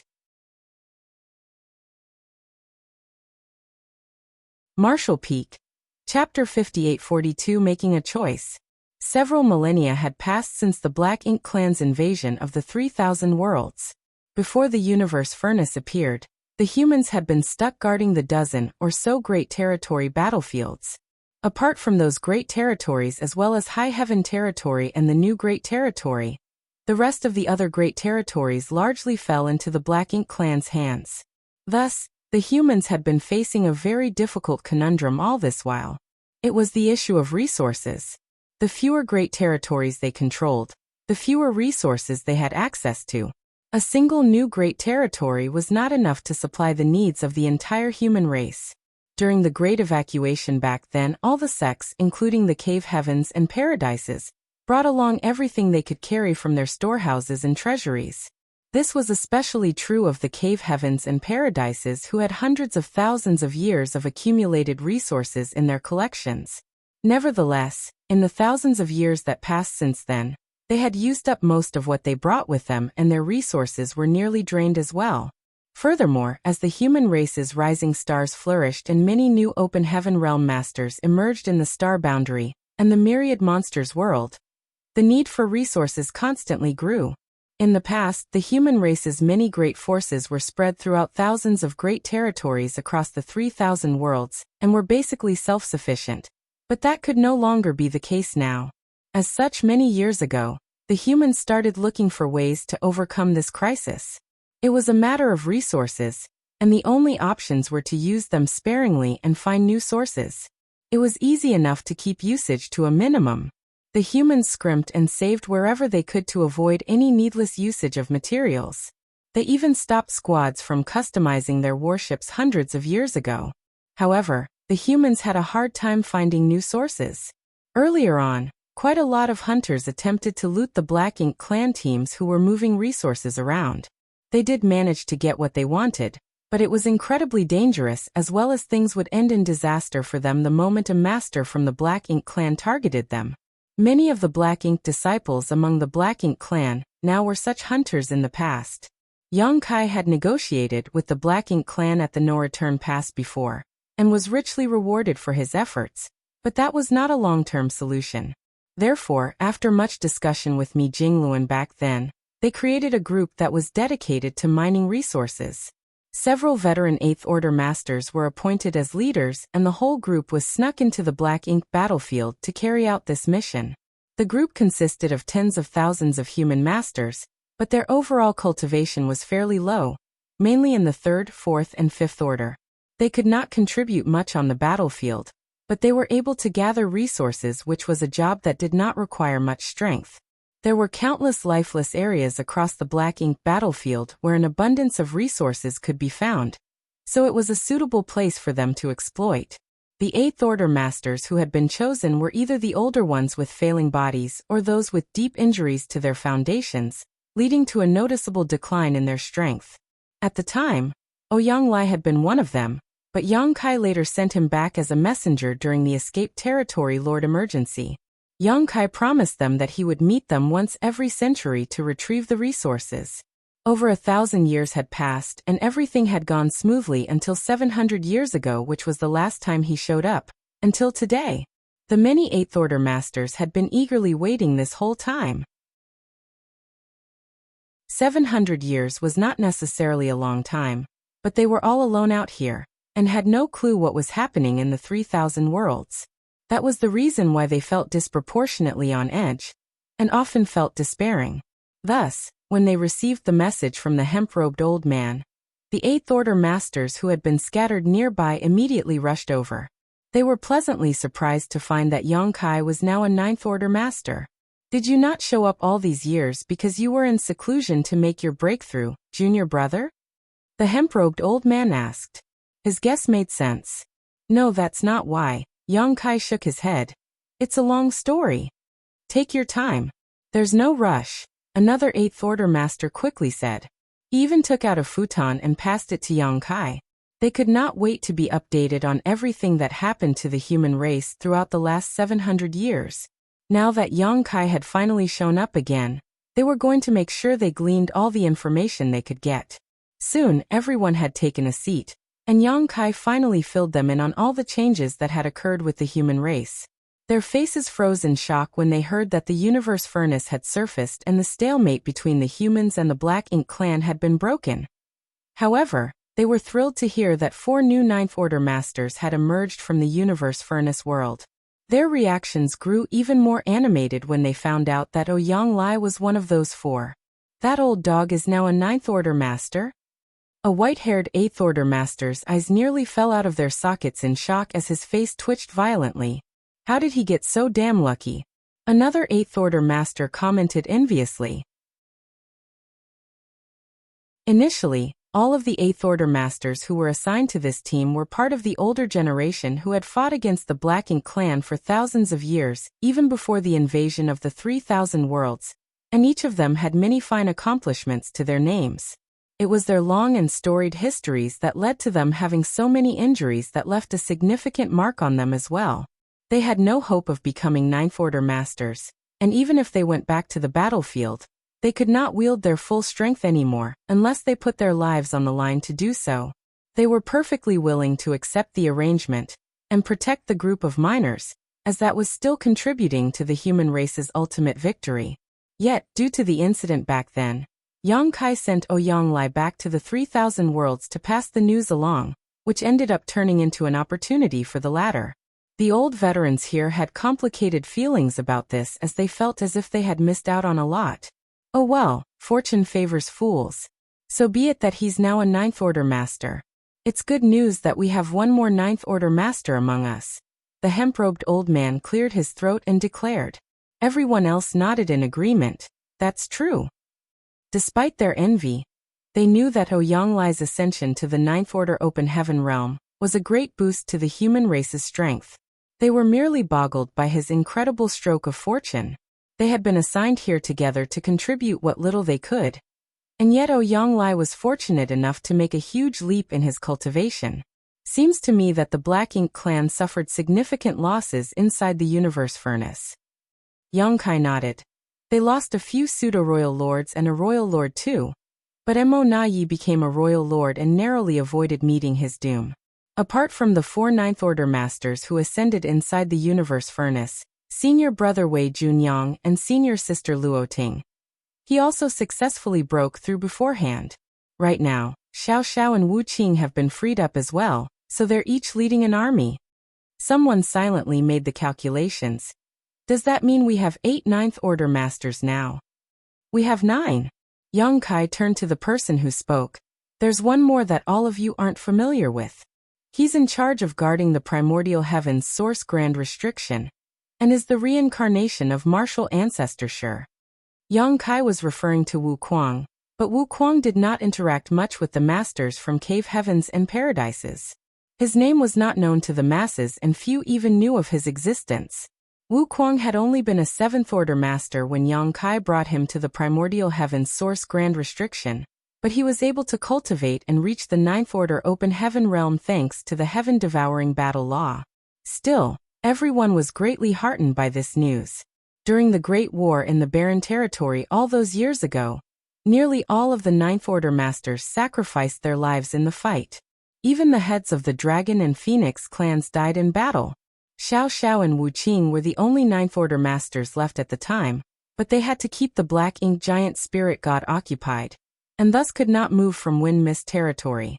Several millennia passed since then, and the humans finally had new 9th order masters among their ranks. There were quite a number of them too. It was a ray of light that shone through after all their years of fighting and resistance efforts. Following that, Yang Kai informed them about the humans' current situation out on the battlefields.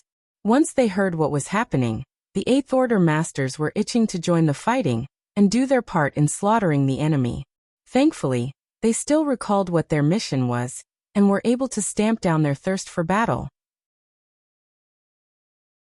So much had changed with the situation for both races in just 700 years. Though they did not expect any of it, they were not surprised by it either. During the previous clashes between the humans and the Black Ink clan, both parties had consistently held back.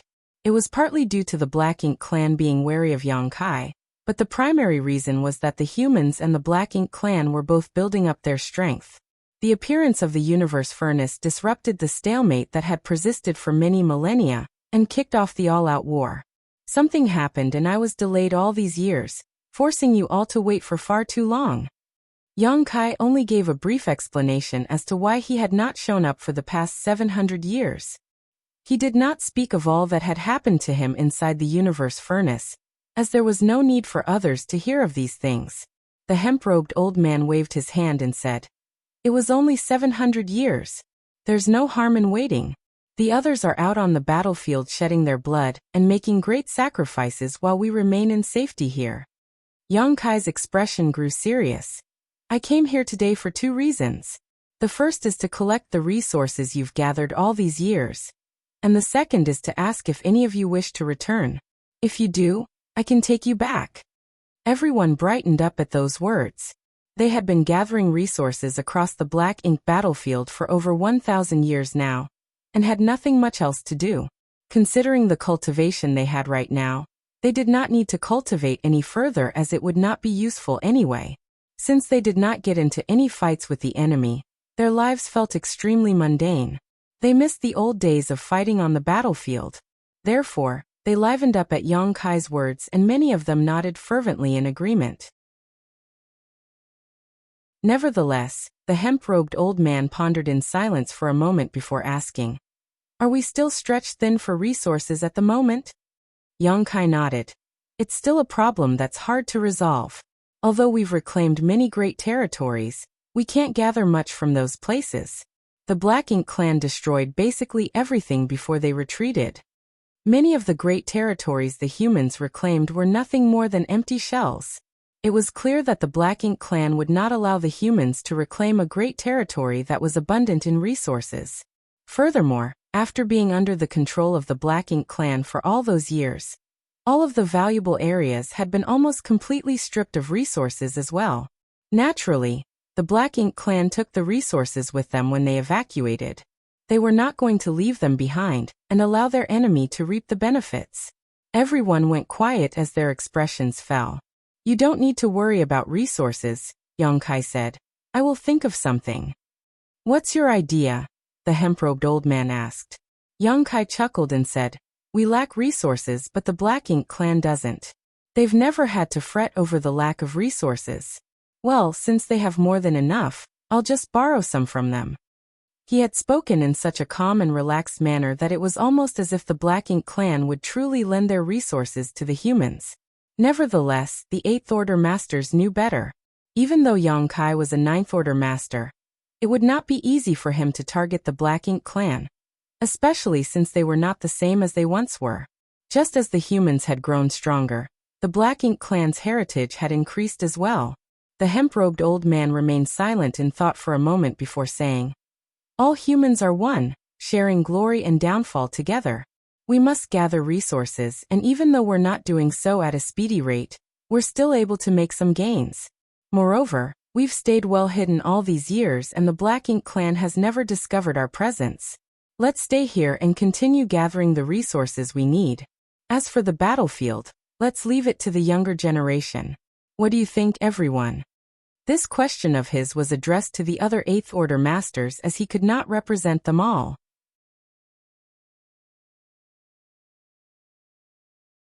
Marshall Peak, Chapter 5843, On Edge. The 8th Order Masters were sensible enough to know what to choose. Though they longed to return to the battlefield and kill their share of the enemy, someone needed to stand guard where they were right now. Thus, after hearing what the hemp-robed old man said, they swiftly nodded in agreement. "I'm old now after spending all my life fighting the Black Ink clan. I should enjoy some peace and quiet. Staying here isn't a bad idea." "That's right. We'll leave all that violence and bloodshed to the young ones. The next generation will be inheriting the mantle from us someday. We had to go through this ourselves back then, so we should give them a chance to train themselves too." Everyone voiced their support. The hemp-robed old man smiled as he swept his eyes across them before turning back to Yang Kai. "Us old folks wish to stay here and enjoy the peace, so just leave us here. Although we can't gather all that many resources, what we do collect will still be useful in some way." Yang Kai nodded. "Many thanks, everyone, but do prepare yourselves too. The situation won't stay the same forever. There'll come a day when the humans will launch an all-out offensive, and when the time comes, perhaps we'll need all of your help too." One of them guffawed right away. "We may be old, but we're strong and mighty. It won't be a problem for us to slaughter those Black Ink clan punks when the time comes." After a brief chat, everyone started pulling out the resources they had gathered and passing everything over to Yang Kai. They managed to gather quite a lot, and as there was the danger of being detected by the Black Ink clan, they did not store everything together. Instead, the resources were kept separately in over a dozen space rings. Thus, even if something bad happened, they would not lose everything that they gathered at once. Fortunately, even after all these years, the Black Ink clan had yet to discover their presence and had no idea that a team of humans was secretly mining resources deep inside the Black Ink battlefield. This was mainly due to the humans being hidden so deep that they were nearly at the late ancient era battlefield, and the Black Ink clan never ventured this far from the no-return pass. After collecting the space rings, Yang Kai bade them farewell, and the 8th Order Masters watched as he left. Their many centuries of waiting had finally come to an end, and they found out that the human race's situation was not as dire as they thought. Therefore, they were all in a good mood. Yang Kai took his leave of them, and began his journey back. It took him quite some time to find them, but it was far easier for him to head back now. With the help of some space beacons, he went back down the route he had used to come over, and in less than half a day, he arrived on the outskirts of the no-return pass. He looked over and saw that the territory gate he sealed up earlier had already been opened, but he wasn't surprised by that. There were quite a number of powerful Black Ink clansmen now, with 2 royal lords and several dozen pseudo-royal lords at the no-return pass alone. Even if Yang Kai did seal up the territory gate, it would be easy for that many masters to force it open again. It was just a matter of time.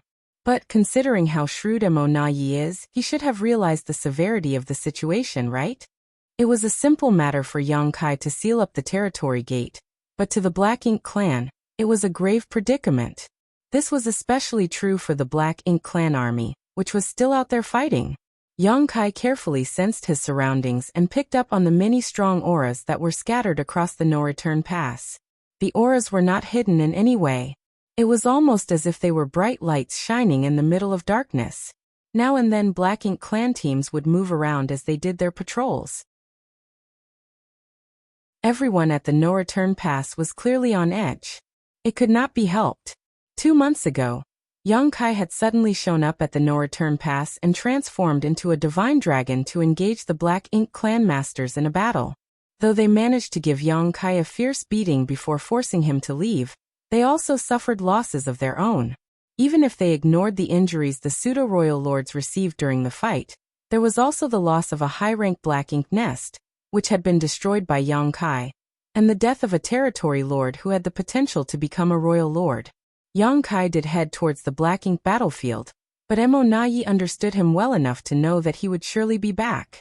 As the Black Ink clan had no way of ascertaining when Yongkai would return, they could only be as vigilant as possible and keep the entire no-return pass on constant alert. Although Yongkai was just a single human, his existence was enough to make all the Black Ink clansmen at the no-return pass feel discomfited, vexed, and overwrought. After a moment of observation, Yongkai used Thunder Shadow's innate divine ability to conceal himself, hiding his physical form and aura. Then he headed straight towards the no-return pass. At a certain moment, a pseudo-royal lord positioned somewhere inside the no-return pass felt a flicker of danger. If this had been at any other time, he would not have paid much attention to such an insignificant sensation. However, Mo Nai had given clear orders beforehand, so the pseudo-royal lord's eyes flew open as he immediately made his presence even more imposing. Mo Nai came over in a flash and glanced at the pseudo-royal lord, who grimly nodded. Thus, Mo Nai began scanning all around with his divine sense, but his search came up empty. Meanwhile, Yongkai could not help but frown. He was still some distance away from them, and had thought that he could use Thunder Shadow's innate divine ability to sneak over there and kill that pseudo-royal lord, but he did not expect the latter to be on such high alert. At the very least, he knew for certain that the pseudo-royal lord did not discover his whereabouts. That being said, a being as strong as pseudo-royal lord would still be able to instinctively sense danger. If Yongkai wanted to attack the pseudo-royal lord and prepared himself to do so, the latter would surely detect something. However, Yongkai was taken aback to find that the pseudo-royal lord reacted this strongly to the barest hint of danger. He's being far too cautious. Yongkai was speechless. Alas, Yongkai did not consider how the Black Ink clan's estimation of his strength had soared after what he did the last time he was here, as well as based on the information they had gathered. Reactions as extreme as this had happened several times before this, but they had all been false alarms. Still, the Black Ink clan remained vigilant. Mo Nai had no way of confirming whether or not Yongkai was here, so he called out in a random direction. "I know you're here, Yongkai. Why are you hiding like a coward? Why don't you show yourself?" Yongkai eyed Mo Nai, who was not even facing his direction, and could not resist rolling his eyes when he heard how confident the royal lord sounded. "As if you know anything." There was no response, and Mo Nai did not make another attempt. He moved back to his previous spot, and began scanning the area around him once more while the pseudo-royal lord exhaled in relief. Yongkai could not resist scoffing from his hiding spot. It would be difficult for him to get anything done with the Black Ink clan fiercely guarding against him like this. Still, though the situation made it tough for Yongkai to strike at the Black Ink clan, the situation was even harder on them as they had to be on guard at all times in case he launched a surprise attack. The pseudo-royal lords were under a lot of pressure, and even Mo Nai and Mo were feeling extremely tense. Right now, Yongkai was the one who had the upper hand as all the possibility of danger stemmed from him. The Black Ink clan could only react based on what he did. Yongkai stroked his chin before retreating and circling over to a different part of the no-return pass. Then he began sneaking over to one of the pseudo-royal lords. However, that pseudo-royal lord soon sensed something and intensified his aura as well.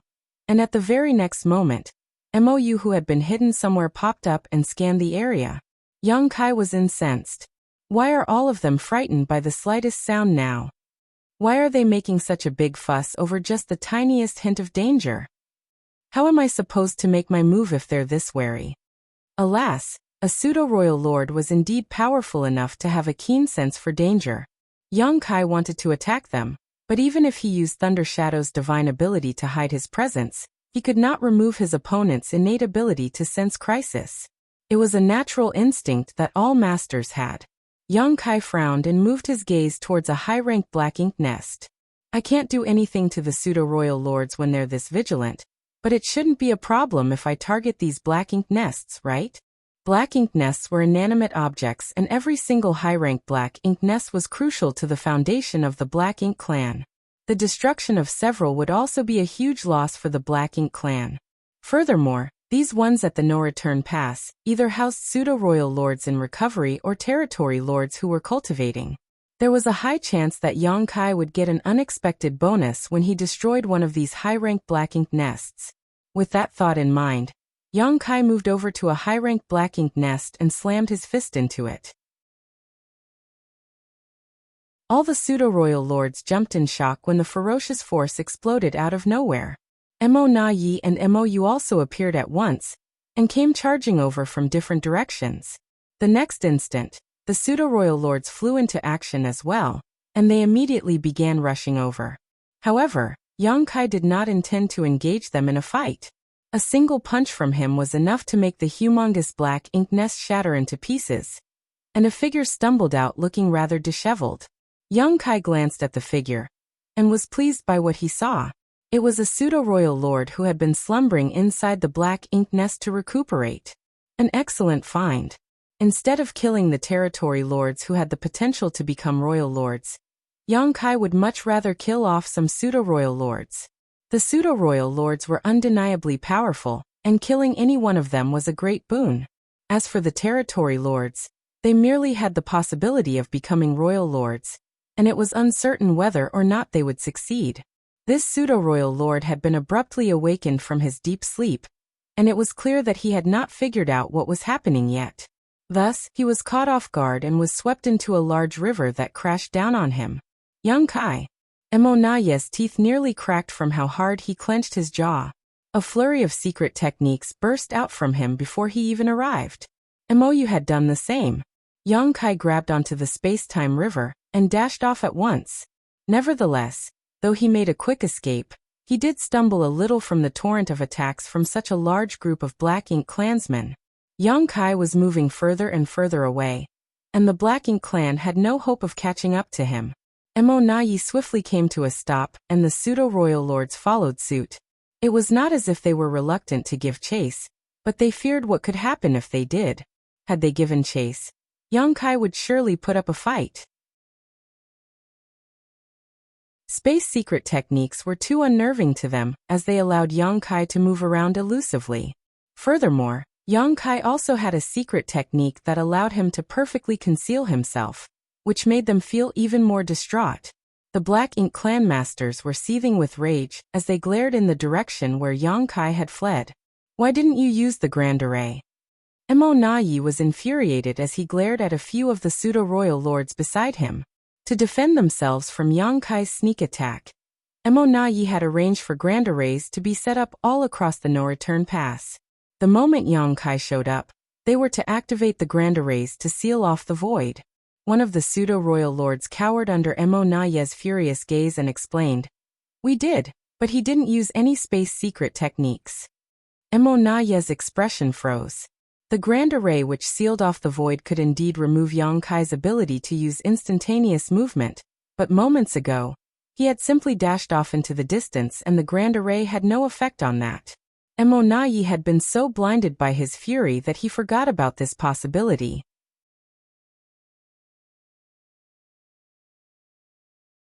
Marshall Peak.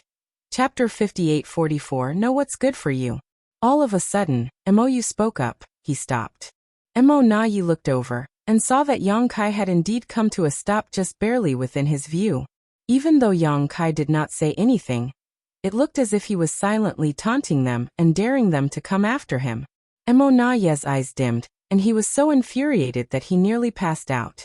The space-time river was churning with ferocious waves, and it was clear that the pseudo-royal lord stuck inside it was struggling to get out.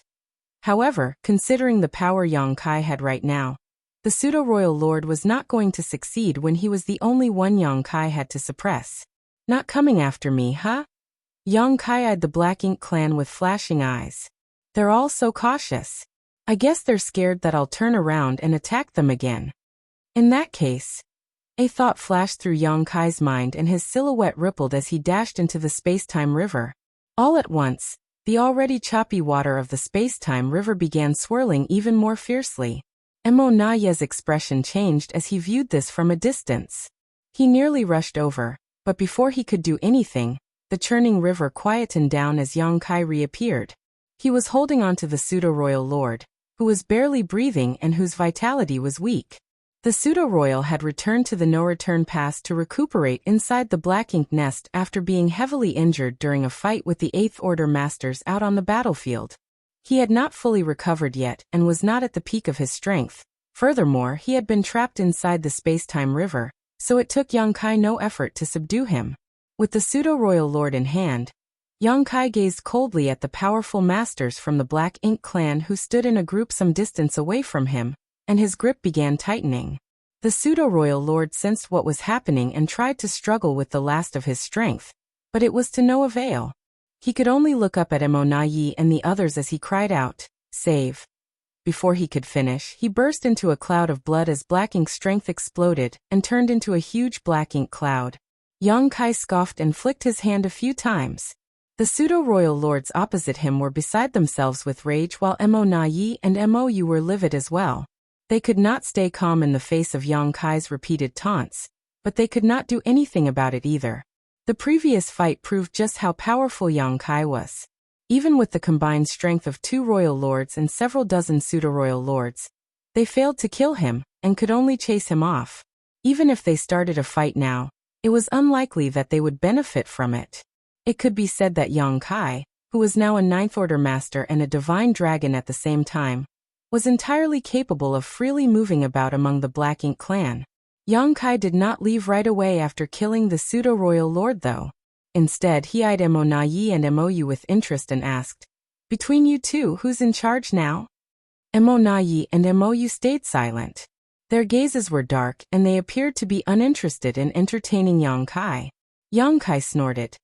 The feud between the human race and the Black Ink Clan runs deeper than the ocean of blood that has been spilt. The relationship between us is absolutely irreconcilable, and we will forever be at each other's throats trying to kill each other. Have the humans not lost countless lives to your Black Ink Clan as well? All I did was kill a pseudo-royal lord, so why are you reacting in this manner? What's wrong? Are you just sore losers? Just one. 8 pseudo-royal lords died at your hands when you showed up at E5 territory. The thought of this made Mo Naye's blood boil. You would have killed the rest of them there if it had not been for the fact that they fled the moment they realized the situation didn't look good for them. Mo Naye took a deep breath to quell his anger before gritting his teeth and spitting out. "What do you want? Just spit it out." At last, he deduced from Yang Kai's game of cat and mouse that the latter must want something from them. So instead of wasting time staring each other down, Mo Naye figured it was better to just address things head-on. Yang Kai looked at him with a startled expression. "Are you the one in control of the Black Ink Clan now? Did you manage to overthrow Mo Yu's rule?" He turned to Mo Yu. "You're the senior royal lord, you know? Even if Mo Naye has become a royal lord, he's still your junior. How can you let someone younger climb up on your head and order you around? That's not the way things should be." Mo Yu was unfazed as Yang Kai's words meant nothing to him. Meanwhile, Mo Naye's expression was cold as he growled. "Don't bother trying to instigate conflict. We don't scheme and stab each other in the back the way you humans do." Yang Kai pursed his lips as he was merely giving it a try. It would be great if he successfully drove a wedge between the 2 royal lords, but either way, he would not be losing anything by trying. Nevertheless, it did not seem to be effective. Yang Kai shrugged and said, "Since you're in charge, it's all good to me. We're well acquainted with each other, and have never done each other wrong. I came here today to do business with the Black Ink Clan." Mo Naye's brow twitched. Just the word business was enough to give him a headache as he recalled what it had been like when Yang Kai ripped him off last time. Thus, when he heard what Yang Kai said, he had a bad feeling and sorely wished he could sew Yang Kai's mouth shut. He did not respond and Yang Kai did not care as he continued. I want to retrieve something from the no-return pass, so I hope you all know what's good for you and cooperate with me. Mo Naye's eyelids twitched even harder. What is it? Yang Kai pointed with his finger. Mo Naye turned to see what he was pointing at, and saw a few towering black ink nests. These were all mid-rank black ink nests save for one high-rank black ink nest. A black ink nest? Mo Naye queried in confusion. He could not figure it out. Why would Yang Kai want a black ink nest? Black ink nests were the foundation of the Black Ink clan, but they were fairly useless to the humans. Back then, the humans did grab a few black ink nests to study, and during the First Crusade, they also used the black ink nest's communicative functions to make arrangements for their separated armies. However, ever since then, the humans stopped having any ideas about the black ink nests. You misunderstand. Why would I want a black ink nest? Yang Kai pointed once more. I want what's beneath those black ink nests. Mo Naye was startled, but he soon realized what Yang Kai meant, and could not resist snorting. You're quite greedy, aren't you? The only thing beneath the black ink nests was a great pass. Back then, when the human race's crusade force had been defeated outside the primordial heaven's source grand restriction, they had been forced to retreat to the no-return pass. However, during that time, some of the great passes remained behind to delay the enemy. They suffered heavy casualties and most of the great passes were also either badly damaged or destroyed. In the end, only some 70 to 80 great passes gathered back at the no-return pass. Following that, several more had been destroyed when the Black Ink clan invaded the no-return pass. The only great passes remaining here at the no-return pass numbered approximately half of what the humans had at their peak, and most were heavily damaged. The majestic great passes were legacies from the human race's ancestors. It was the heritage that was collected and passed down from generation to generation. These great passes greatly contributed to the humans' ability to resist the Black Ink clan across the many theaters of the Black Ink battlefield. Every great pass was a massive mobile palace artifact that could be used for both offense and defense.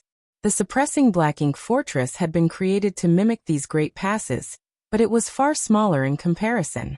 It was like comparing a child to an adult. However, due to the overwhelmingly large size of these great passes, the Ninth Order old ancestors had no way of taking them with them when they retreated. Thus, when the humans lost the no-return pass, the great passes had been left behind. Even though the Black Ink clan took over the no-return pass, they could not use these great passes, so they simply used them as platforms to plant their Black Ink nests. So many years had passed since then, and the humans had never considered reclaiming these great passes, as they could not do so. Mo Naye never expected Yang Kai to make this request now. The Black Ink clan could not do anything with these great passes because the humans had taken all the cores with them when they evacuated. Even the arrays and artifacts built into the great passes had been destroyed. They left nothing but empty shells for the Black Ink clan. Thus, Mo Naye was puzzled by Yang Kai's request for a great pass. It was no big deal to give one to Yang Kai, but since they were enemies he was not going to agree to it. Mo Naye was about to reject the request when he heard Yang Kai adding airily, I only wish to take a great pass. I'll let you move your Black Ink nests away first. All you have to do is agree to my request, but if you refuse, well, I have nothing much to do anyway. I guess I'll just drop by for a visit every now and then. Mo Naye had to choke down what he was about to say. No words could describe the bitter taste in his mouth right now. If Yang Kai had made this request 2 months ago when he first showed up, there was no way Mo Naye would have agreed. However, the fight 2 months ago allowed the Black Ink clan to witness Yang Kai's might. Furthermore, his sneak attack earlier resulted in the loss of a high-ranked Black Ink nest and a pseudo-royal lord. How could they afford to bear such losses if this situation happened a few more times? The pseudo-royal lords did have the ability to sense danger approaching, but the Black Ink nests were inanimate objects. If Yang Kai focused on attacking the Black Ink nests, then no matter how many high-ranked Black Ink nests they had at the no-return pass, the number would eventually drop to 0 someday. Yang Kai had proven himself capable of doing such a thing. Therefore, after taking everything into account, Mo Naye realized he had no way of rejecting the request. He could not resist glancing at Mou. Although Mou trusted him and allowed him to be in charge of all military matters, he could not decide such a thing by himself, so he had to discuss it with Mou first. The two royal lords communicated with their divine sense, and Yang Kai did not rush them. Moments later, Mou gritted his teeth and declared, "We can give you the great pass, but I want something from you as well." Yang Kai chuckled. "Well, this is a business transaction. As always, the price starts off sky high before coming back down to close the deal. Go ahead and say what you want.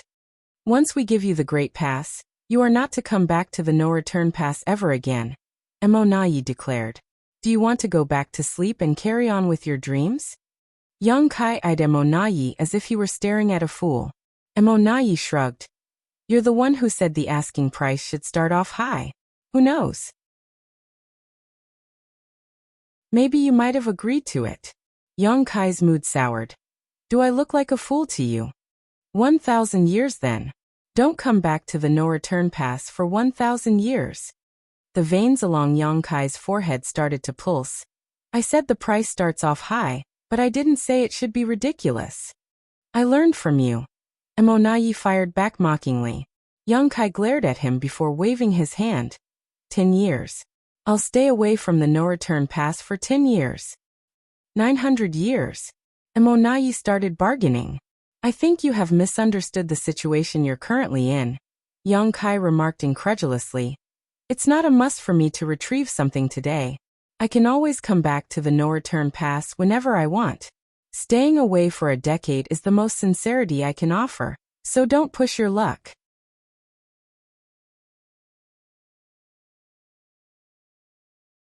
Marshall Peak. Chapter 5845, Retrieving a Great Pass. 10 years seemed like a long time to a normal human without any cultivation, but for top masters, especially those whose cultivation had reached that of Mou and Yang Kai, it was nothing more than a flick of the hand. Thus, it was only natural that Mou was dissatisfied with Yang Kai's proposal, and immediately began to haggle, as if he were arguing with a merchant at the market. Nevertheless, Yang Kai was the one with all the leverage, and he insisted on 10 years.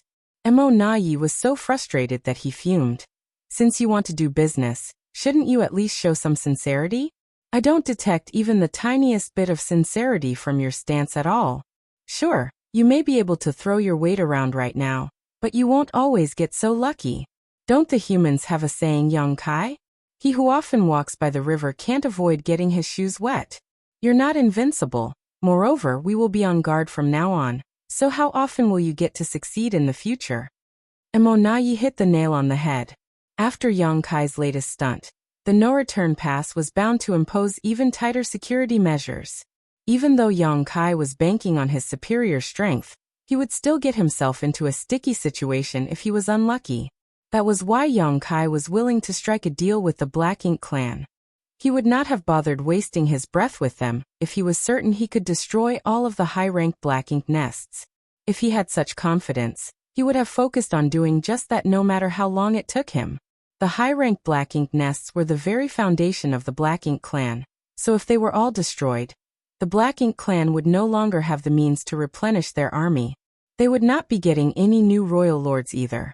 With the heritage that the Black Ink clan had right now, if they could not increase their numbers and create more royal lords, the humans would simply need to keep fighting at a steady pace, and sooner or later they would be able to wipe out the enemy. Yang Kai could not resist clicking his tongue. Alas, he could not pull one over Mou. After mulling it over briefly, he declared, "Fine. 30 years. I won't come back to the no-return pass for 30 years. This is my final offer. If you don't agree, then the deal's off." Mou opened his mouth to speak, but Yang Kai gave him a hard look and swiftly added, "Think carefully before you speak. If you so much as utter the word no, I will turn around and leave at once." Mou's mouth remained open, but he could not say anything. He glared at Yang Kai before communicating with Mou with his divine sense. Yang Kai calmly waited for their decision, but his eyes swept over all the pseudo-royal lords, his sinister gaze making them tremble in fear. A moment later, Mou spoke up. "It's a deal. You can take one great pass in exchange for staying away from the no-return pass for 30 years. I hope you'll honor your end of the deal." Yang Kai grinned. You can rest assured that I'll do just that. We've dealt with each other many times, but have I ever broken my word? Mo Nayi did not respond. It was true that Yang Kai had never broken his promise before, but the situation at this point was a far cry from what it had been back then. In the past, though they were on opposing sides, both races were busy building up their strength and thus acted with restraint. That was the reason why Yang Kai did not do anything reckless back then. However, the situation was different now. A full-scale war had broken out between the two sides, and they were constantly at each other's throats. In all honesty, Mo Nayi had little faith in Yang Kai's likelihood of keeping his promise. Even if Yang Kai had no intention of following through though, the Black Ink clan could not do anything about it. Mo Nayi agreed to the deal for two reasons.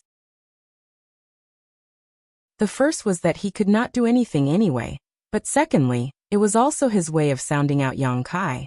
The humans left a total of 49 great passes here. Which one do you want? Mo Nayi asked. I'll take a look first, Yang Kai replied. Naturally, he wanted to take the one that was the least damaged. Otherwise, even if he did retrieve one, the humans would have to use a hefty amount of their resources to repair it, and resources were exactly what they currently had the least of. Thus, Yang Kai flew towards the no-return pass while the Black Ink clan instinctually backed away. Once Yang Kai got close to the no-return pass, he stopped and carefully studied the great passes.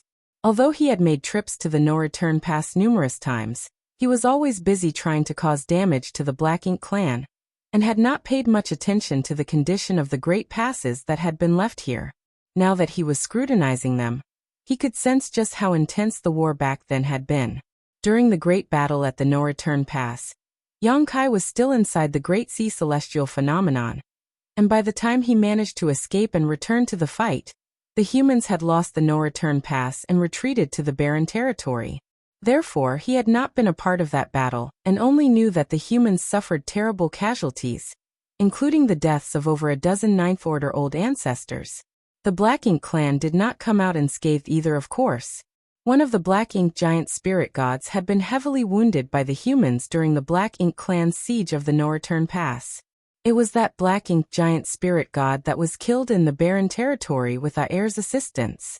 If it had not been for that, there would not be just two Black Ink giant spirit gods remaining.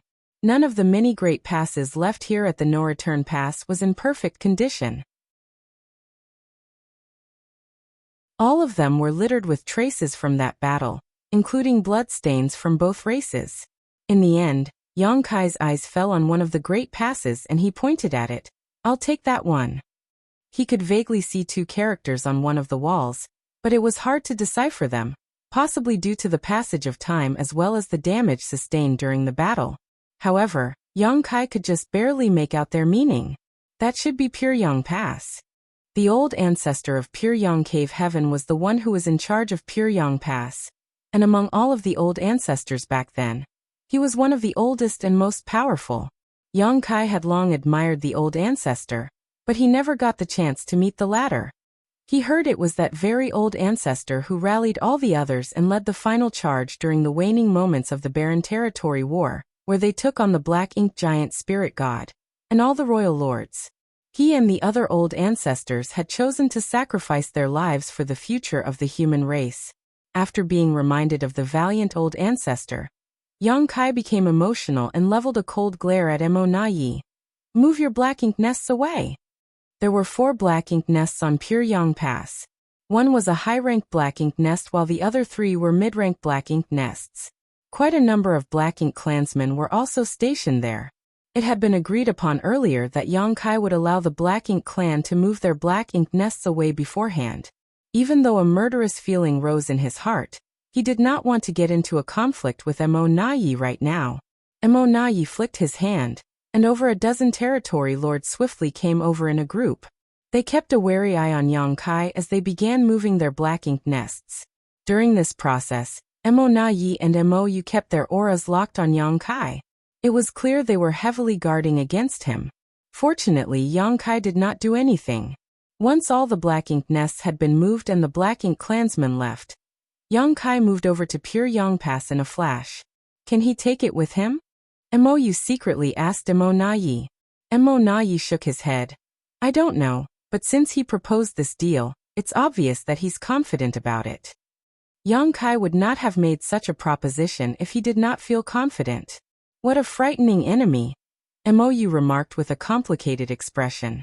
These great passes had been left behind at the no-return pass, because they were too massive. Even the old ancestors back then could not easily store them inside their small universes. The pure young old ancestor, who was one of the mightiest Ninth Order masters, could probably accomplish this, but at the time, the humans had to make a hasty retreat from the no-return pass as the situation had been fairly dire for them, and he did not have the time to do something like that. Furthermore, if he did move pure young pass into his small universe, it would have had a huge effect on his combat strength.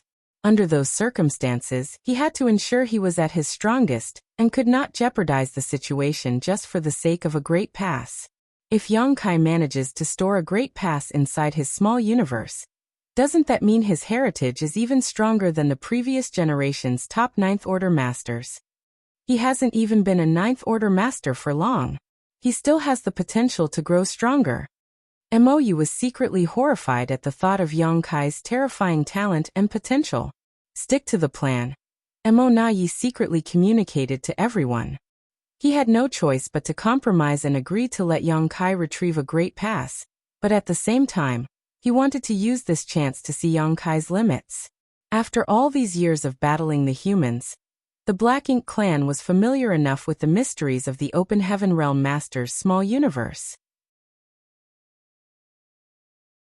Even if Yang Kai had the ability to take such an enormous great pass with him, it would surely affect his strength. If Yang Kai so much as showed signs of weakness, the Black Ink clan would not hesitate to gang up on him and try to get rid of him once and for all. The deal would not have been struck so easily if this had not been what the Black Ink clan was hoping for. The Black Ink clan were eyeing Yang Kai with the eyes of hunters when he turned abruptly, looked up and grinned at them. After all these years of dealing with Mou, it was only natural that he figured out what this royal lord was up to. Yang Kai chuckled to himself. If that's what Mou is hoping for, then he's going to be sorely disappointed. As that thought flickered in his head, he summoned the space-time river. This move startled the Black Ink clan. They had assumed that Yang Kai would have to use the strength of his small universe to retrieve pure Yang Pass. After all, something as massive as a great pass could only be stored inside a Ninth Order master's small universe if they wanted to move it on their own. Why did he summon this Tao Strength River? Mou's expression darkened as he realized he had been mistaken. The sound of flowing water rang in their ears as the space-time river slowly unfurled.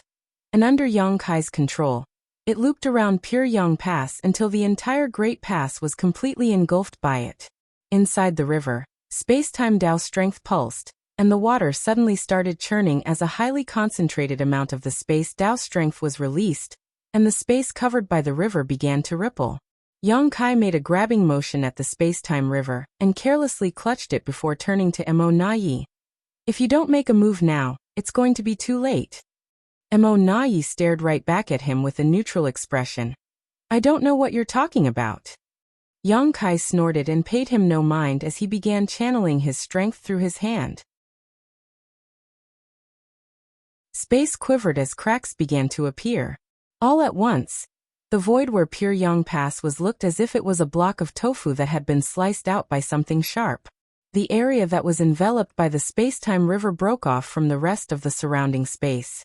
All Black Ink clansmen were stunned while disbelief flashed in the eyes of the two royal lords. They were powerful and experienced masters, but even to them, the power Yang Kai exhibited was far too unimaginable. The space-time river began surging even more. It seemed as if the space Tao strength was about to explode and send thunderous waves crashing out of the great river. Yang Kai slowly curled his fist, and as he did that, the piece of the void that had been cut out began shrinking as if something was squeezing it. Each time the water of the space-time river made a full circle, the chunk of void grew a little smaller. From the looks of it, the entire piece of space was going to be compressed by the pressure from the great river.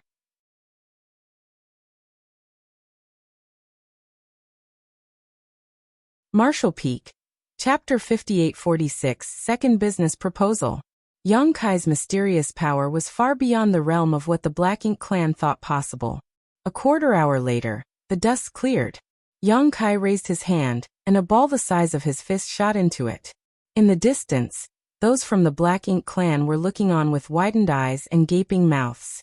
Mo Na Yi sighed to himself. I was mistaken. He assumed that Yang Kai would use his small universe to retrieve Pure Yang Pass, and never thought the latter would exhibit such an ability instead. Meanwhile, Yang Kai fiddled with the space-time river ball in his hand as he secretly smirked. He was able to turn a universe world into a world bead, so how difficult would it be to do the same to Pure Yang Pass? Of course, there was a difference between refining a universe world into a world bead and what he just did. He had been able to refine those universe worlds because their world principles had not perished yet. In other words, the universe worlds were still alive, so in a sense they were cooperating with him, which allowed him to refine each one of them before leaving them with the world tree. That was also how he managed to build a strange connection with the world tree, and use the power of the old tree to traverse the void.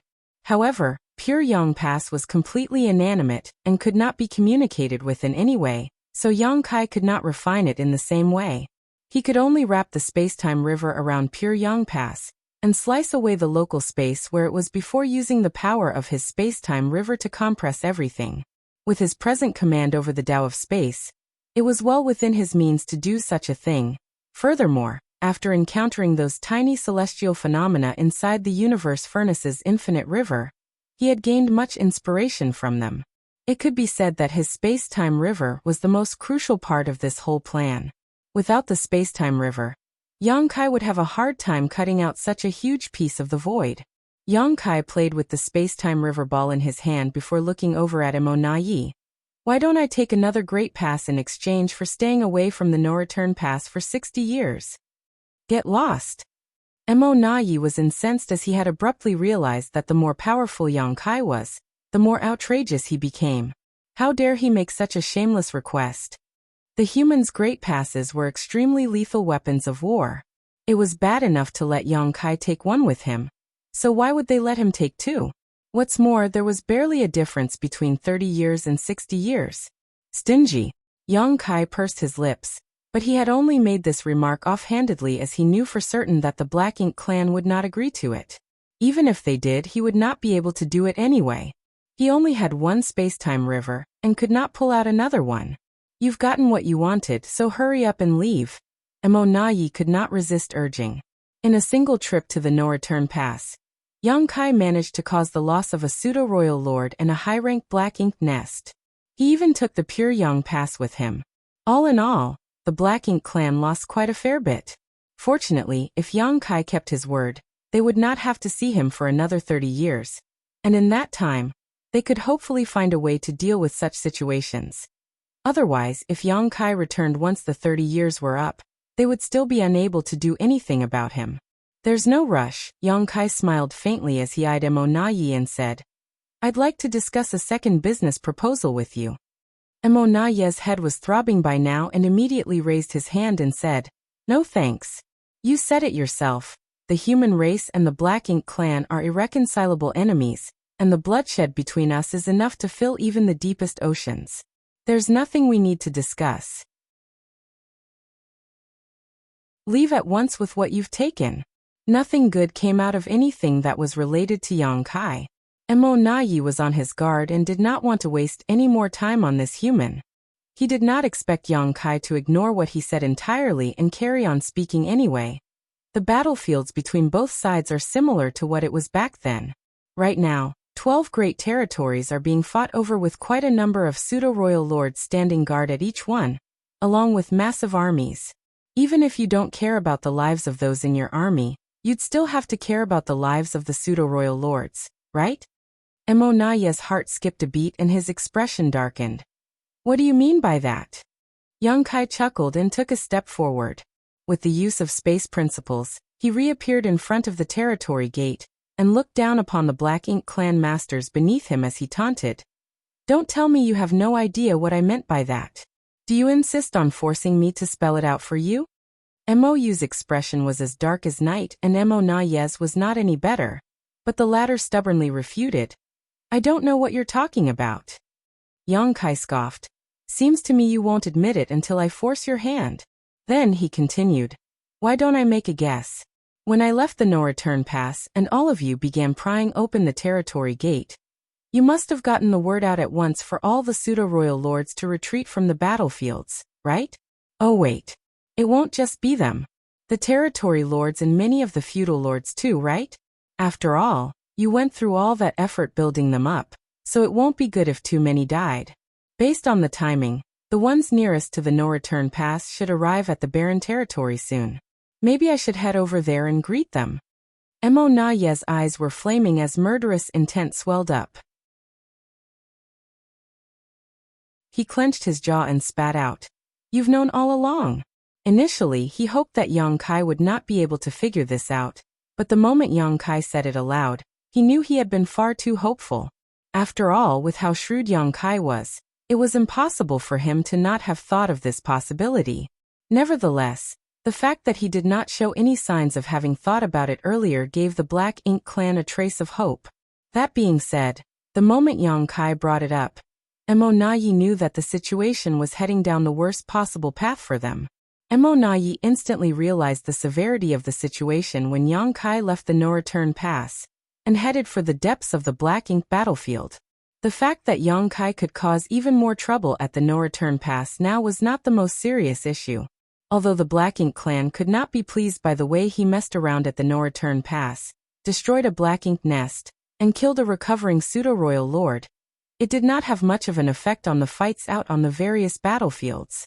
On the contrary, Yang Kai's ability to seal up the territory gate whenever he pleased was his biggest trump card. The no-return pass was the foundation of the Black Ink clan. They had 2 royal lords here and all of their high-rank Black Ink nests as well. Around 80% of the reinforcements sent to the battlefield came from the no-return pass. Even the injured pseudo-royal lords had to return to the no-return pass to heal. Therefore, the territory gate between the no-return pass and the barren territory was critical to their war effort. If it was sealed up, the Black Ink clan would not be able to send reinforcements to the various battlefields, and the pseudo-royal lords who were on their way back could not return either. Yang Kai could even seal up the territory gates across the various battlefields to keep all of the Black Ink clan armies caged up, then slowly eliminate them. Considering how powerful he was now, no one would be able to challenge him out on the battlefields, as there was not a single true royal lord overseeing them. Yang Kai had also sealed up the territory gate at the no-return pass in the past, but at the time he was only an 8th Order Open Heaven Realm Master. Even though he managed to seal up the territory gate, he did not have the power to kill off royal lords and pseudo-royal lords, and he would not be able to accomplish much if he relied solely on his soul-rending thorns. However, the situation was different now. Yang Kai was a 9th Order Master and a Divine Dragon as well. The fight 2 months ago had allowed Mo Naye to realize just how powerful Yang Kai had truly become. A human as strong as Yang Kai with the tricky ability to seal territory gates to boot was an enemy that the Black Ink clan could not go up against. His existence threatened to turn the tides on the Black Ink clan despite the effort they had put in all these years to get things to where they were now. Yang Kai using his ability to seal up the territory gate was the foreshadowing sign of the Black Ink clan's future possibility of devastating losses out on the battlefields. Thus, while they were busy forcing open the territory gate, Mo Naye made sure the Black Ink clan avoided suffering such heavy casualties by getting the word out as well. He instructed all of the pseudo-royal lords out on the battlefields to retreat and return to the no-return pass as quickly as they could. Doing this was the equivalent of dooming the rest of the Black Ink clan army. Though the pseudo-royal lords could flee, the armies could not. Mo Naye could predict that the humans would certainly be able to massacre the Black Ink clan soldiers that remained on the battlefields. Despite making all of the necessary arrangements beforehand, Mo Naye still had a hard time dealing with the fact that Yang Kai saw right through everything. The losses the Black Ink clan suffered this time around were irrefutably the worst since the Barren Territory War, but it was an unavoidable situation. Their goal was to invade the 3,000 worlds, so naturally they fought deep within the 3,000 worlds. Since you've already thought of this, why haven't you done anything yet? Now that things had come to this, Mo Naye was surprisingly able to keep a cool head. What are you referring to? Yang Kai cocked his eyebrows. After claiming E5 territory, You could have easily helped out on the next battlefield. You could have also sealed up the territory gates to ensure the human race's victory. This was something Emonayi could not figure out. Yang Kai had made his move at E5 territory and helped the Red Flame army slaughter a total of 8 pseudo-royal lords, but after having done that, he ran straight over to the no-return pass instead of lingering on the battlefield. Emonayi believed that Yang Kai could have simply continued his efforts in the next great territory. The Black Ink clan there would surely be defeated, and at least a few of the pseudo-royal lords would have died in the process. Yang Kai chuckled and said, "Even though I could have taken over another battlefield by doing so, when word got back to you, you would have made the same arrangements as now. That means I'll only get to kill a few more pseudo-royal lords. There's not much point in that." Emonayi mulled it over and nodded lightly. As it was, the moment he received the report from E5 territory, he immediately thought about withdrawing all of the pseudo-royal lords as it would be dangerous for them if Yang Kai began eyeing them too. There was no telling where Yang Kai would head off to next, so it had to be a full retreat. However, the subsequent dispatches made it clear that Yang Kai did not head to any other battlefield and instead headed straight for the no-return pass, which was why Emonayi did not immediately give the order to retreat. That all changed when Yang Kai left the no-return pass. As Emonayi surveyed the sealed-up territory gate, he finally realized how grave the situation was. All of a sudden, Yang Kai's expression hardened as he said, "The situation across the 3,000 worlds is far too messy right now. All of the armies are separated, and your Black Ink clan has established forward outposts throughout the various great territories. Don't you think it's better if we make the situation simpler?" Emonayi came to an understanding. "So that's why you've chosen to do this?" Yang Kai nodded. "Soon, the humans will reclaim the 3,000 worlds, and the Black Ink clan will have to all gather together at the no-return pass. The humans won't need to disperse their armies to deal with you. They will simply have to keep their eye on the no-return pass. As for the pseudo-royal lords whose lives were threatened by Yang Kai, sooner or later, they would still die." Emonayi could not help but feel impressed. That is indeed the best possible situation for the humans. Then he followed up with a sigh. "The humans are blessed to have you, Yang Kai." Yang Kai smirked. "Don't think I'll go easy on you just because you are flattering me." Emonayi shook his head and asked with a forlorn expression, "Is this the second business proposal you talked about earlier?"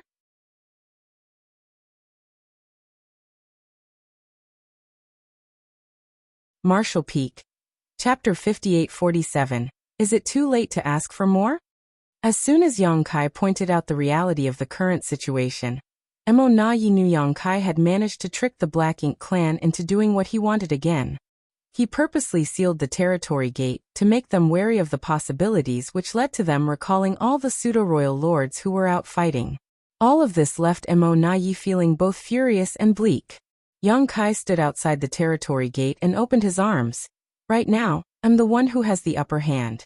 Your pseudo-royal lords are retreating from all the different battlefields, but I can seal up the territory gate at any time and slaughter all of them. Even though you can force open the territory gate again, it'll take some time.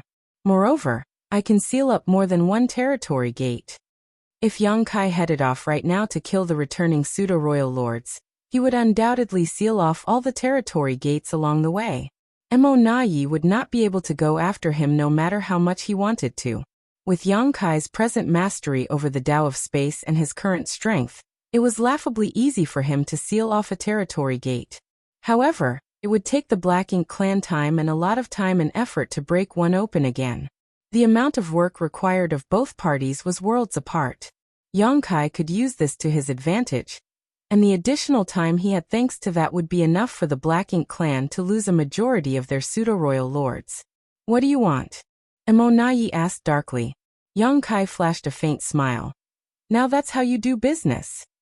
It was easy to deal with someone as smart as Emonayi. Yang Kai did not need to give a detailed explanation. Emonayi could grasp the situation quickly, which saved the need to waste one's breath. If Yang Kai had been dealing with a hot-headed fool with a fiery temper instead, they might have come to blows by now. That was not what Yang Kai wanted. As long as your new generation of royal lords hasn't emerged, the pseudo-royal lords are your strongest forces. You can't afford to lose any of them. After all, you don't have any more innate territory lords, so every single pseudo-royal lord who dies can't be replaced. Yang Kai slowly remarked. How's this? I won't back you into a corner. For every single pseudo-royal lord, I want 1,000,000 sets of fifth-order materials. You can count how many pseudo-royal lords you have remaining and give me the equivalent amount. Are you insane? Emonayi stared at Yang Kai in shock. He was thunderstruck by the human's attempt at open robbery. Even though he only asked for fifth-order materials, 1,000,000 sets was far too much. Furthermore, this was only in exchange for a single pseudo-royal lord. At the very least, there were around 100 of them out on the battlefields. So wasn't that like asking for 100,000,000 sets of fifth-order materials? Though Emonayi knew Yang Kai would surely have high demands, he never expected the latter to be this greedy, and he certainly could not accept it. These materials mean nothing to the Black Ink clan, but the same can't be said for the pseudo-royal lords. Yang Kai commented coolly, you better think carefully before you answer. Emonayi gritted his teeth. It's too much. Truth be told, Emonayi was more than willing to use these materials to exchange for the lives of the pseudo-royal lords, but the price that Yang Kai asked for was too far outside the limits of acceptability. After all, the materials taken from them would be used to help the humans grow stronger. The more the Black Ink clan gave, the stronger the humans could become. All of a sudden, Emonayi realized that this could very well be the real reason why Yang Kai showed up at the no-return pass. Emonayi knew of the humans' lack of resources. The Black Ink clan had the entire Black Ink battlefield to supply them with everything they needed to provide for their army, but what did the humans have? They only had the resources amassed by the major sects throughout all their years of existence, but no matter how much they had saved, they would still use everything up someday. When that happened, the humans would no longer have any resources, and the cultivation of their masters would slow down dramatically. They might not even get any new Open Heaven Realm masters anymore. Therefore, the humans had to find a way to overcome their dwindling supplies. This explained why Yang Kai named such an exorbitant price. His earlier deal with the Black Ink clan was merely his way of slowly setting up the stage and putting pressure on them. Thinking about it now, Emonayi realized that the earlier deal did not benefit the Black Ink clan in any way. Instead, they ended up allowing Yang Kai to take a great pass basically for free. That's my only condition. I won't accept any attempts to bargain. You have a stick of incense's worth of time to discuss this. If you can't accept it, then so be it. I will immediately head off to slaughter all your pseudo-royal lords. Let me see how many of them manage to make it back alive. Oh. I'll start with the territory gate that connects Shattered Heaven to the 3,000 words. That'll make for an excellent battlefield. Yang Kai took a hard line and left no room for haggling. Emonayi's eyes nearly popped out of their sockets, and the other pseudo-royal lords were seething with rage as well. They kept throwing questioning looks at Emonayi. It was as if they would rush forward to eviscerate Yang Kai the moment the royal lord gave the order. Meanwhile, Emonayi's expression kept changing. Everyone could see that he was trying to quell his murderous intent. In the end, he did not give the order as he somehow kept a lid on his fury. He was only able to control himself because he knew nothing would come out of it, even if he did give the order to attack. They could not do anything to Yang Kai when the territory gate was right behind him. The moment the Black Ink clan even tried to do anything, Yang Kai could immediately jump through the territory gate. Truth be told, Emonayi was not averse to giving away those materials in exchange for the safety of the pseudo-royal lords. However, he was infuriated by the amount Yang Kai asked for, and the refusal to let them bargain even when they did so earlier. However, he could not deny that Yang Kai was targeting the Black Ink clan's weakness. If he did do as he said just now, a lot of pseudo-royal lords would be meeting their doom. The pseudo-royal lords who were retreating from the battlefields had to pass through the territory gate at the Shattered Heaven. It was a passage that could not be avoided, and Yang Kai only had to lie in wait there. By doing so, he would surely be able to kill them off. If the Black Ink clan at the no-return pass wanted to head over to help the pseudo-royal lords, they had to pass through the barren territory and travel across the entirety of the Shattered Heaven. Not only would the journey take them far longer than it took Yang Kai, But just the act of needing to break open the sealed territory gates would waste a lot of their time as well. By the time they did manage to get there, it was probably going to be too late. Furthermore, they had to leave some masters at the no-return pass to stand guard there, so they could not send out all of their forces. A single human had the entire Black Ink clan in a chokehold. All of the Black Ink clansmen were drowning in humiliation. After sending a resentful glare in Yang Kai's direction, Mo Na Yi used his divine sense to discuss the deal with Mou. Yang Kai calmly waited by the territory gate without rushing them. After all, he did say he was giving them a stick of incense's worth of time to discuss the deal. Moreover, he was certain they would agree to his demand. Although he was asking for a lot, it was not an amount they could not deliver. They simply did not want to hand over all these resources to the enemy. However, materials came second when weighed against the lives of those pseudo-royal lords. Still, there were no guarantees in life. If the Black Ink clan was going to be stubborn about it and refuse to accept his ridiculous demand, then he had no choice but to head on over and kill off the pseudo-royal lords. Now that he was using the space-time river to seal Pure Yang Pass, Yang Kai could not use it in battle, and without its help, it would not be easy for him to kill all those pseudo-royal lords. Furthermore, the returning pseudo-royal lords would be traveling in groups, which would make it even harder for him to kill them. If he had to do it, he could only succeed a few times. As more and more pseudo-royal lords returned from the various battlefields, he would have to stop. No matter how strong he was, there was still a limit to what he could accomplish alone. Hopefully, Mo Na Yi makes the wiser choice. Yang Kai glanced at Mo Na Yi, and the latter just so happened to be glancing over at him too. Their eyes met and Yang Kai flashed the royal lord a cordial smile. Mo Na Yi averted his eyes with a disgusted expression. The discussion continued. At first, it was only between Mo Na Yi and Mou, but soon, the divine senses of many other pseudo-royal lords joined in. From their expressions and reactions, it was clear that they were split on the issue.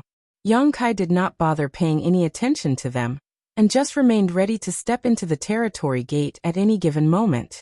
Before the time was up, the Black Ink clan came to a decision. Yang Kai gathered his thoughts and crossed his arms before calmly asking, "So?" Mo Na Yi took a deep breath. He looked like someone who was weighed down by abject humiliation as he growled lowly, "We accept the trade you've asked for." Yang Kai's brow twitched a little. "Is it too late for me to ask for more now?" He had clearly underestimated the amount of resources the Black Ink clan had. As it was, he thought he was already asking for the lion's share of what they had. He even considered the possibility of compromising just a tiny bit if the Black Ink clan insisted on haggling with him. Who would have thought that they'd agree just like that? After giving it some thought, it made sense. The Black Ink clan had been in control of the 3,000 worlds and the entire Black Ink battlefield for millennia, which was more than enough time for them to gather an enormous amount of resources, as they had more than enough underlings to do the mining. Yang Kai felt an inexplicable sense of regret, like he had somehow suffered a great loss. "Yang Kai," Mo Na Yi roared, "don't go too far." Yang Kai waved his hand. "I was joking. It's just a joke. Don't get all worked up." Mo Na Yi threw him a baleful glare. It took quite some time before he could calm himself down again. "We need time to gather everything." 3 days. Yang Kai had already considered this. He was not going to let the Black Ink clan drag things out for too long. "I want to see everything in 3 days. Also, let me warn you right now. Don't even bother trying to trick me. I know full well how many pseudo-royal lords you have out there. 3 days isn't enough time. You're asking for a lot." Mo Na Yi countered with a frown. Yang Kai snorted. "All of your resources are right here. You just need to sort through them. You can do that in 3 days. But of course, I don't mind if you wish to drag it out even longer. However, if any of the pseudo-royal lords return before I get what I want, don't blame me for not showing any mercy." He was standing right outside the territory gate, so if the pseudo-royal lords returned, they would surely pop up in front of him. How could any of them survive if he attacked them the moment they came through? Mo Na Yi's face twitched as he growled, "Fine. 3 days. You're a decisive one," Yang Kai complimented. We don't have that many fifth-order materials, so we'll make up for it with others. Naturally, we'll make sure we meet the necessary amount, Emonayi added. After all, even the Black Ink clan could not bring out nearly 100 million sets of fifth-order materials. It made sense that they had to replace some of them with other kinds of materials. Yang Kai was not going to make things difficult for them on this account, so he nodded before replying, "Sure, but nothing less than fourth-order materials. I won't accept anything below that."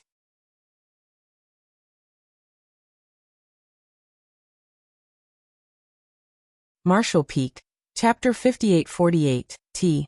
At this point, the humans rarely had any new open heaven realm masters beneath the fourth order. The star boundary and the myriad monsters world, the two open heaven realm cradles, had boosted the floor of the human race greatly, and allowed the open heaven realm masters to have a far better start than they did in the past. Therefore, materials beneath fourth order were not of much use to the humans. On the other hand, the Black Ink clan did not have the same requirements when it came to the order of materials. Everything would be tossed inside the Black Ink nest anyway, so it did not matter to them how low the quality was. Emonayi briefly mulled over Yang Kai's demand before agreeing to it. He gave the pseudo-royal lords a look, and over a dozen of them returned to the no-return pass to start organizing their resources. Meanwhile, the other Black Ink clansmen kept staring at Yang Kai from a distance. Since there was nothing else to do, Yang Kai took out a table and a few chairs from his small universe, as well as a tea set. As he began preparing a pot of tea, he looked over at Emonayi and Mou. "Why don't the two of you come over and have a seat?" Emonayi and Mou exchanged glances and scoffed under their breaths before heading over in a flash and taking their seats in front of Yang Kai. The pseudo-royal lords who were still watching on from a distance could not resist circulating their power, just in case they needed to provide some form of aid. However, the three most powerful masters simply sat there in silence. No one showed any sign of wanting to start a fight. It was a strange sight to behold, and the pseudo-royal lords nursed complicated feelings seeing it. In just a few moments, the tea was ready. Yang Kai filled the cups in front of the two royal lords before pouring himself some tea as well.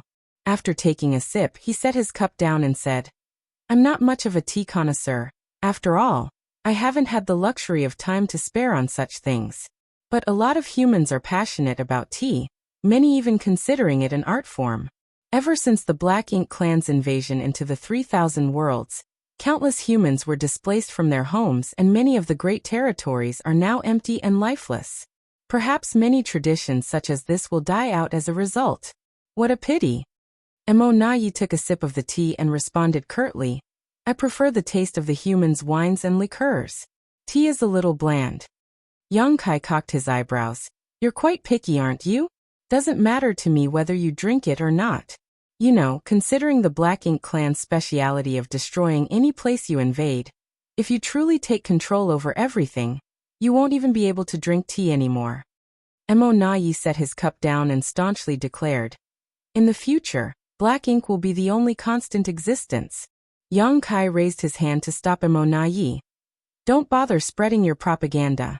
We'll never see eye to eye, and we'll never be on the same side. You're just a bunch of invaders who are running amok in someone else's home. When everything first came into existence, the divine spirits were the ones in power," Emonayi coolly retorted. "Then it was the monster race who ruled before the power finally fell into the hands of the human race. As the years go by, control of the universe switches between different races. There is no true preordained owner. If the humans can be in charge, then so can the Black Ink clan." Yang Kai side-eyed him. "You know a thing or two, huh? There was balance and progress in the universe during the reigns of the divine spirits, monster race and the human race, but if the Black Ink clan does succeed, what can you bring about? There will be nothing but destruction and desolation. If everything else is gone, do you think the Black Ink clan will survive? You're just digging your own graves, and yet you make it sound so wonderful by calling it the only constant existence. Since you know so much, let me ask you this. Do you know how the divine spirits came into existence?" Emonayi frowned. "Do you?" "Of course," Yang Kai declared with a smug smile. However, he did not give Emonayi any time to ask any questions as he swiftly added, But I'm not going to tell you. Mo could not resist rolling his eyes, but his temper did not flare up. Yang Kai continued. The Black Ink clan came about because of Mo. Its thoughts and beliefs are what determine your actions and choices. Even though Mo is incredibly powerful, it was suppressed and sealed inside the primordial heaven's source grand restriction all of those years ago. Unable to escape, it has been stuck there ever since. However, it doesn't seem to do well with loneliness. Nevertheless, it's like a frog that has been stuck inside a well, and thinks that what it sees is everything there is to see and know. It cannot possibly fathom that there's so much more out there that it has no idea about. Mou, who had been silent the whole time, slammed his cup onto the table and glared at Yang Kai. How dare you question the Supreme One? Yang Kai side-eyed him. What's wrong with you? Getting all worked up over a few words I said? What gives you the audacity to lash out at me after drinking my tea, huh? Mou had a stormy expression as he retorted. Don't think you're invincible just because you're a Ninth Order master now, Yang Kai. Perhaps Mo and I can't stand against you. But can you stand against the Supreme One's soul clone? Naturally, he was referring to the Black Ink giant spirit gods. Yang Kai snorted. Why would I need to stand against them? They have their own opponents. Mou could not think of a retort to that. Yang Kai pursed his lips. Forget it. I can't be bothered to talk about these things with you. Why would we need to cultivate if everything could be resolved through debates? He cocked his eyebrows at Mo. Isn't that right? It was clear that Mo did not want to dwell on this topic either, so he changed the subject. We'll give you the materials in 3 days, but I have a small request as well. Go on. Yang Kai raised his cup of tea to his lips before swirling it around. You need to remain here until all the pseudo-royal lords have returned to the no-return pass before you can leave. Mo had dealt with Yang Kai many times, and though this human had never broken a promise he made, Mo could not be sure that he could trust Yang Kai this time. If Yang Kai left right after taking all the materials with him, he would certainly head over to kill those pseudo-royal lords. To avoid that, they could only allow Yang Kai to leave when all of the pseudo-royal lords had returned. He was worried that Yang Kai would not agree to his request, and was even considering withholding a portion of the materials, and only handing them over to Yang Kai once the pseudo-royal lords arrived safe and sound. Thus, he did not expect Yang Kai to agree without any fuss. I was going to do that anyway, even if you didn't ask it of me. Startled, Mo gave him a blank stare. Why would he do that? With a faint smile, Yang Kai explained. I have to see whether the number of materials you give matches the number of pseudo-royal lords who come back. It's no issue if you give more than what we agreed upon, but if you give me less, I won't be pleased. Mo's expression darkened as he growled. You can rest assured that I know even better than you just how many pseudo-royal lords there are out there. You won't be getting any less than what we agreed. That's good then. Yang Kai nodded and refilled Mo's cup, but he ignored Mou and the latter's expression became a little unpleasant. Mo chuckled and shook his head. He personally topped up Mou's cup before letting out a heavy sigh. The advantage we had for thousands of years is all gone now. Henceforth, the humans will be able to easily reclaim the 3,000 worlds. Previously, it would not have been easy for the humans to reclaim the 3,000 worlds.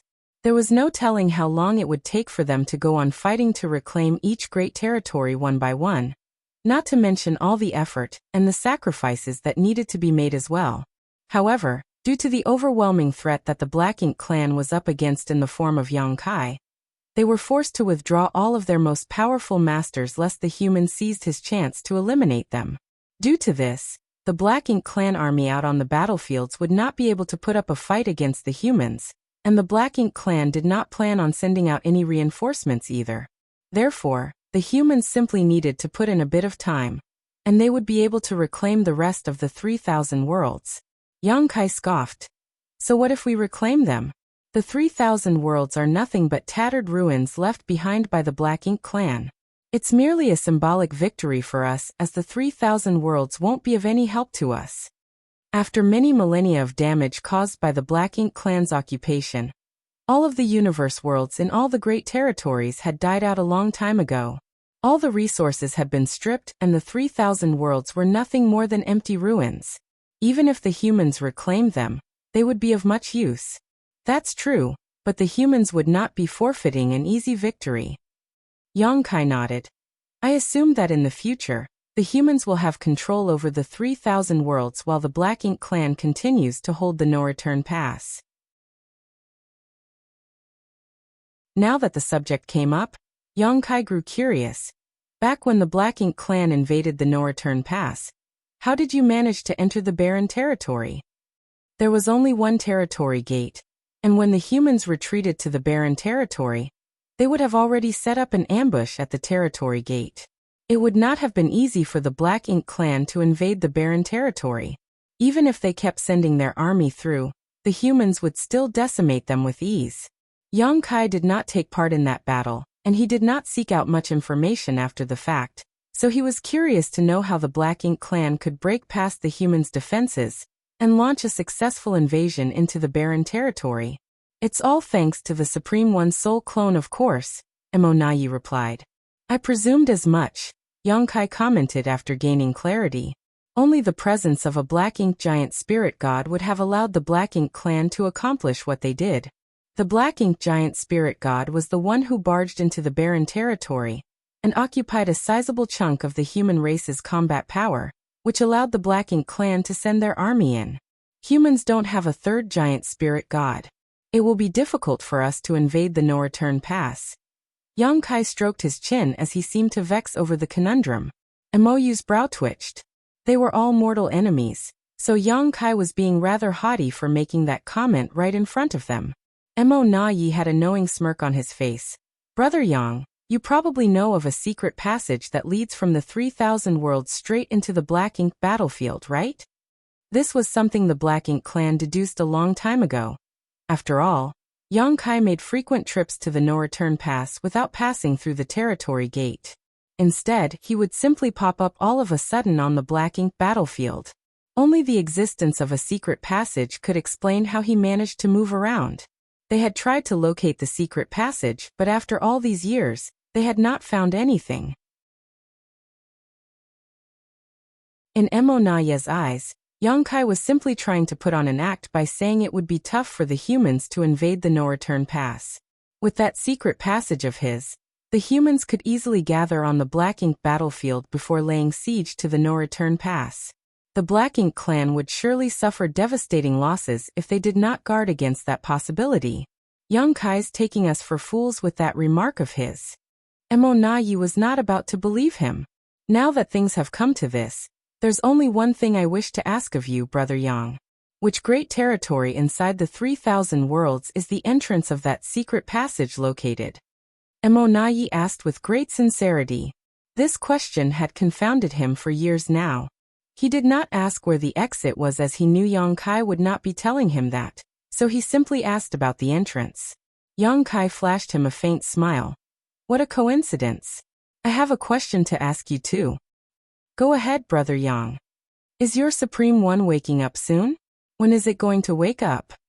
Back then, Emo sunk into a deep slumber when the hidden hand Mu left behind had been triggered. It had been thousands of years since then and Yongkai estimated that Emo would be awakening soon. However, the old tree had sunk into a deep slumber too, so the fact that Yongkai could not head over to the primordial heaven's source grand restriction to check on things whenever he wanted was giving him a headache.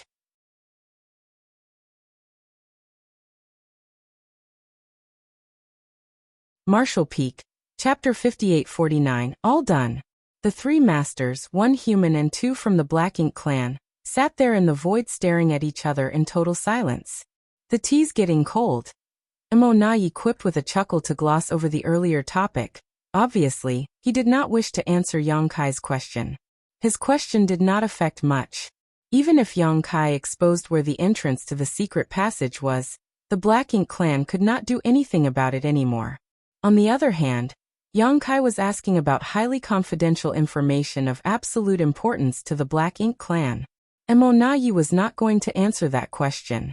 However, Emonayi did not expect Yongkai to snatch the cup out of his hands, and even stuff the table back inside his small universe. Yang Kai got up and made it clear their presence was no longer welcome. You've had your tea so you can scram now. Mo Na Yi was dumbstruck. You're the one who invited us over for tea and yet you're chasing us off now? How can your attitude change faster than flipping the pages of a book? Nevertheless, despite being displeased, Mo Na Yi did not want to trifle with Yang Kai over such inconsequential matters. He glanced at Mou and the two royal lords went back to the no-return pass, leaving Yang Kai alone by the territory gate. 3 days later, they were done gathering the materials, and Mo Na Yi personally handed over the space rings to Yang Kai. They were giving over so much that they had to use over 100 space rings. Yang Kai checked every single one of the space rings as Mo Na Yi reminded him. Don't forget about our agreement, Brother Yang. Don't worry. I'm someone who keeps my word. In all our years of dealings, have I ever reneged on something I said? Yang Kai replied. That's true, but things are no longer the same now. Mo Na Yi was still a little uneasy. After seeing the expression on Mo Na Yi's face, Yang Kai suggested, how's this? I'll step aside and you can stand guard at the territory gate. That way, I won't be able to leave through it. Mo Na Yi solemnly nodded. That's exactly what I was thinking too. He came over because he wanted Yang Kai to do just that. Yang Kai pursed his lips. At the end of the day, you still don't trust me. Don't we have a relationship that includes surviving a narrow brush with death? I'm sorely disappointed by the attitude you're taking right now. How can you call it a relationship when it includes surviving a narrow brush with death? You were the one who nearly killed me. Mo Na Yi griped to himself. He could not avoid recalling his embarrassing past. His head was throbbing as he replied. It's not that I don't trust you. It's just that I have to consider the bigger. Yeah, I get it. Yang Kai cut him off. He could not be bothered to waste any more of his breath. He was in a good mood over the fact that he managed to extort a massive amount of materials from the Black Ink clan, so he was not going to bother with Mo Na Yi and readily stood aside. The Black Ink clan had clearly been prepared for this. Nearly 20 pseudo-royal lords immediately flew over to Mo Na Yi to block the territory gate. Soon, Yang Kai finished taking stock of all the materials and put them away with great satisfaction. This time, the Black Ink clan did not try to shortchange Yang Kai. It was quite the contrary as they gave him more than what he expected. He assumed it was because they did not want to give him an excuse to find fault with them. Meanwhile, Mo Na Yi let out a small exhale of relief when he saw that Yang Kai did not leave the moment he was done checking. Even though Yang Kai had allowed Mo Na Yi and a group of pseudo-royal lords to stand guard at the territory gate, there was still the secret passage between the 3,000 worlds and the Black Ink battlefield. Yang Kai did not need to use the territory gate to leave, and if he had chosen to do just that, the Black Ink clan would not be able to stop him. Though it was a pain to deal with Yang Kai, there was one thing that Mo Na Yi was glad about. As long as the situation wasn't harmful to the human race, Yang Kai never went back on his word. Time passed and several days later, the territory gate began rippling with the surge of space principles. The numerous pseudo-royal lords who had been standing around waiting grew alert as they checked the territory gate and saw silhouettes popping out. There were a total of 11 of them with imposing auras which made it clear they were all pseudo-royal lords. Yang Kai glanced at them as well and spotted a few familiar faces. He immediately figured out where they had just come from. These were the pseudo-royal lords who fled E5 territory.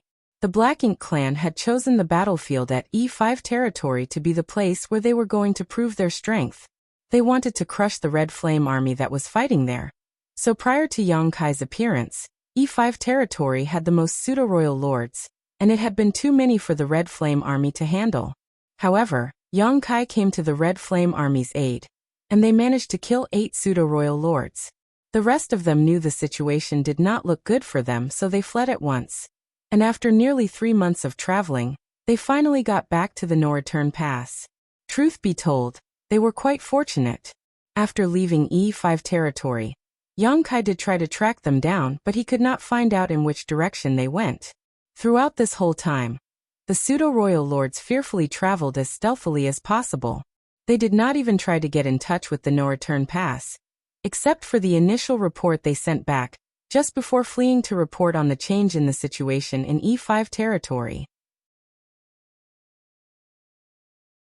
If they wanted to contact the no-return pass, they would have to find one of the Black Ink clan's forward outposts across the various great territories, but those places were not all that safe. However, when the pseudo-royal lords got back to the no-return pass and found a group of masters from the Black Ink clan, including Mo Na Yi, waiting right in front of the territory gate, they were startled and confused as they did not know what was happening. The leader of the group of pseudo-royal lords had an ashamed expression as he went forward and greeted them. He filled them in on the situation that had broken out at E5 territory just before they left, and went on a rant decrying the many heinous deeds committed by Yang Kai. However, as he spoke, he started getting a strange feeling, so he turned his head and glanced in a particular direction before his jaw dropped. The other returning pseudo-royal lords followed suit, and when they saw that figure standing in the distance, they grew agitated. Yang Kai was standing there with his arms crossed as he gave the pseudo-royal lords a taunting look. Chills ran down their spines, but they were entirely confused. What's going on? Why is the killing star here? If he's here, why aren't they fighting against him? Why do they seem to be getting along with him? That's enough. You may go and rest. E5 territory has been lost and you're not to blame for it. Mo Na Yi waved his hand lethargically. The returning pseudo-royal lord stood down, eyeing Yang Kai with strange expressions. Now and then, they had to check with a pseudo-royal lord they were acquainted with before they found out what had recently taken place here. In less than 3 months, Yang Kai attacked the no-return pass twice, and exhibited his staggering strength before forcing the Black Ink clan to comply with some of his demands. However, he was still here now because they had an agreement with him. He was not here to cause trouble. Upon hearing this, the pseudo-royal lords who just came back reacted with contorted expressions that reflected their complicated emotions. More and more pseudo-royal lords came through the territory gate. These were the ones who had received the order to retreat from all the great territory battlefields. Not only were there pseudo-royal lords, but a large number of territory lords and feudal lords as well. Though, there was not a single one weaker than the feudal lords. Since they were fleeing for their lives, those who were not strong enough could not keep up. Furthermore, as the more powerful masters fled the battlefields, the Black Ink clan still needed some forces to keep the human race army occupied. These returning masters all jumped in fright the moment they spotted Yang Kai, but after finding out what happened, they were filled with humiliation and discontent. It would not be wrong to say the present situation resulted entirely from the actions of a single human. It was Yang Kai who forced the Black Ink clan to give up on the 3,000 worlds. Just as Mo Na Yi had lamented earlier, everything the Black Ink clan accomplished throughout several millennia had vanished in an instant. This continued for 2 months, and once the final group arrived back at the no-return pass, Mo Na Yi finally exhaled and turned to Yang Kai, who had been waiting the whole time. All done, brother Yang. Yang Kai eyed him coldly. You're done, but I'm not. What do you mean, brother Yang? Mo Na Yi pretended to exclaim in shock. Yang Kai gritted his teeth and said, the resources you gave me were only in exchange for the lives of the pseudo-royal lords. It did not include this many territory lords and feudal lords. Though he had known that some of the territory lords and feudal lords would have fled alongside the pseudo-royal lords, he did not think there would be this many of them. This meant that even if the humans emerged victorious across the 12 battlefields and wiped out all of the Black Ink clan armies, it was still not enough to deal a severe blow to the Black Ink clan's overall combat power. Mo Na Yi chuckled. What do you want to do then? The price needs to go up. Yang Kai spat out word by word. Mo Na Yi shrugged. Can't help you there. He showed no fear. After all masters of the Black Ink clan had returned and Yang Kai could not blackmail him with anything now, so he did not need to comply with Yang Kai's demands. Yang Kai glared at Mo Na Yi, and after a while he scoffed. You better watch your back. Don't let me get my hands on you. Although he was powerful enough to mess around at the no-return pass, there were too many masters gathered here right now. If he did try to do something, it would not be as easy for him as it had been back then. This was the reason why Mo Na Yi had grown a spine and took a tougher stance now. All of the Black Ink clan's most powerful masters were now gathered at the no-return pass. Even if all of the Ninth Order masters came over, there was no guarantee that they could achieve anything, let alone Yang Kai. There are too many pseudo-royal lords. Move! Young Kai snarled. Mo Na Yi turned around and waved his hand at the pseudo-royal lords gathered in front of the territory gate. They swiftly retreated and cleared a path between them. Mo Na Yi gestured to Yang Kai. Go ahead, brother Yang. Yang Kai snorted and took a step forward without any hesitation. In a flash, he was right outside the territory gate. At the very next moment, a low growl rang out. Now, all at once, a fiery storm of attacks shot out from all directions and rained down on Yang Kai, who could not even say anything before he was shoved into the territory gate. His muffled roar rang out. I'll kill you, Mo Na Yi. Mark my words. Mo Na Yi's expression was grim as he stared at the territory gate that was slowly swirling. This attack that was launched at the very last moment had not been an attempt to kill Yang Kai. He knew full well it was impossible to kill Yang Kai so easily. He simply wanted to get Yang Kai to leave as soon as possible. Perhaps they managed to injure him just a little, but not to the point where it made any difference. Then, Mo Na Yi turned his eyes back on the pseudo-royal lords and sternly commanded, remember this humiliation. One day, we'll pay it back many times over. The pseudo-royal lords agreed in unison. The humiliation and fury that colored their expressions made them look rather grotesque. Mo Na Yi looked back at the territory gate again. Just moments ago, it was still slowly swirling as usual, but now, it was as frozen as a lake in winter. He knew it meant that Yang Kai had used his power to seal up the territory gate from the other side.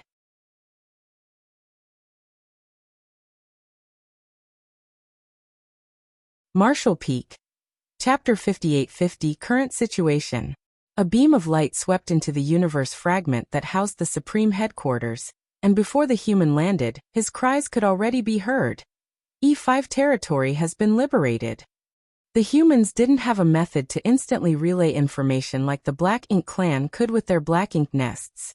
Also, the front lines were very far from the Supreme Headquarters, which was why the news of victory in E5 territory had just arrived.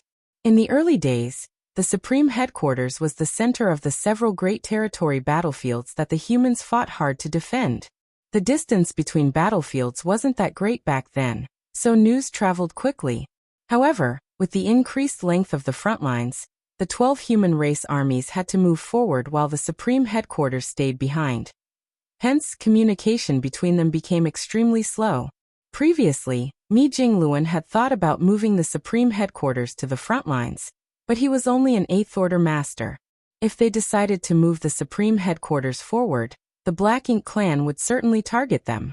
If the pseudo-royal lords decided to launch a sneak attack, the Supreme Headquarters wouldn't be able to survive. When news of their victory arrived, Mi Jingluan was discussing important matters with his peers at the Supreme Headquarters. At this moment he was already a 9th Order Master. He was originally a veteran 8th Order Master with a solid heritage, but due to the Open Heaven Realm method's restrictions, his limit was at the peak of the 8th Order, which was why he hadn't made any progress for many years. With the Supreme Grade Open Heaven pill brought back by Yang Kai, however, he was able to break through his limit. After becoming a 9th Order Master, Mi Jingluan finally had the qualifications to move the Supreme Headquarters to the front lines. He was now discussing with his peers which great territory they should move into to better communicate with the 12 armies. When everyone heard the excited screams, they were stunned. Despite having expected this result, they were still elated. With Yang Kai assisting the Red Flame Army in E5 territory, ending the battle there wouldn't be much of a hassle, but everyone was curious about how big of a victory they had achieved.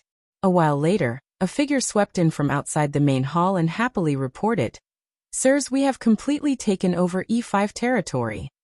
Mi Jingluan, who was standing around a table full of documents, nodded lightly and smiled. "Let me have a look." The messenger presented the report, and Mi Jingluan checked it with his divine sense. Soon, a shocked expression appeared on his face as he stammered, "How?" Although he knew that the Red Flame Army would certainly achieve great success with Yang Kai overseeing the situation, he wasn't expecting the numbers to be so exaggerated. "Supreme Commander Mi, how are the results?" The others were looking at Mi Jingluan expectantly.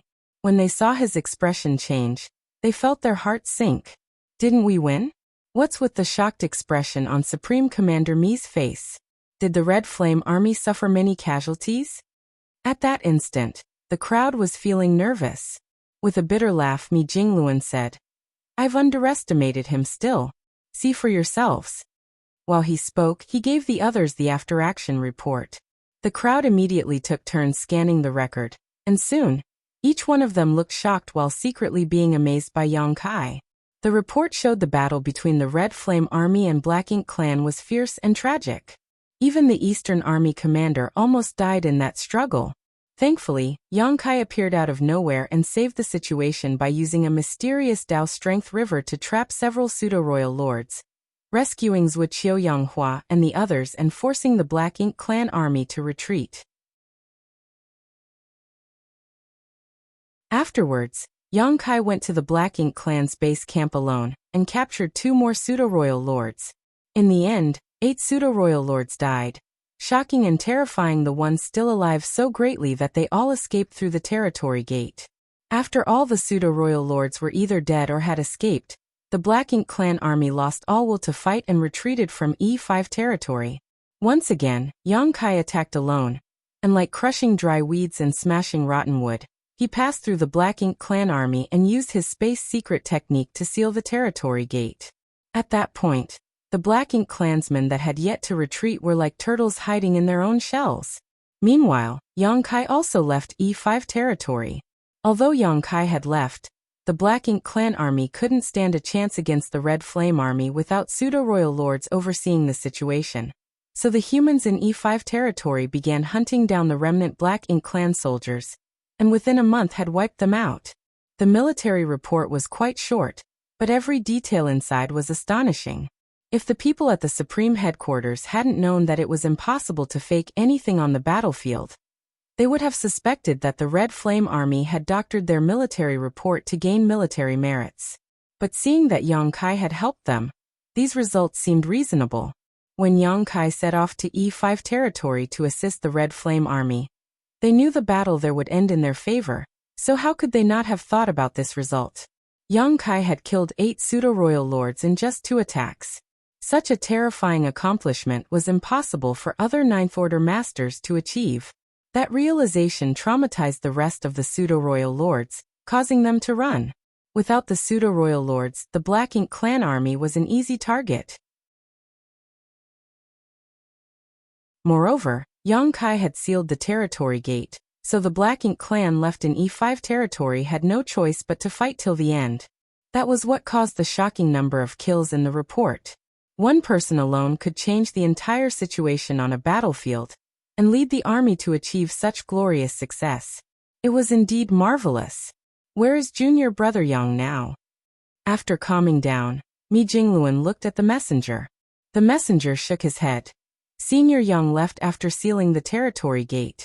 Sir Wuxia said that before Senior Yang left, he seemed like he was about to go to the no-return pass, and said something about taking something back. Going to the no-return pass to get something. Mi Jingluan felt his brow twitch.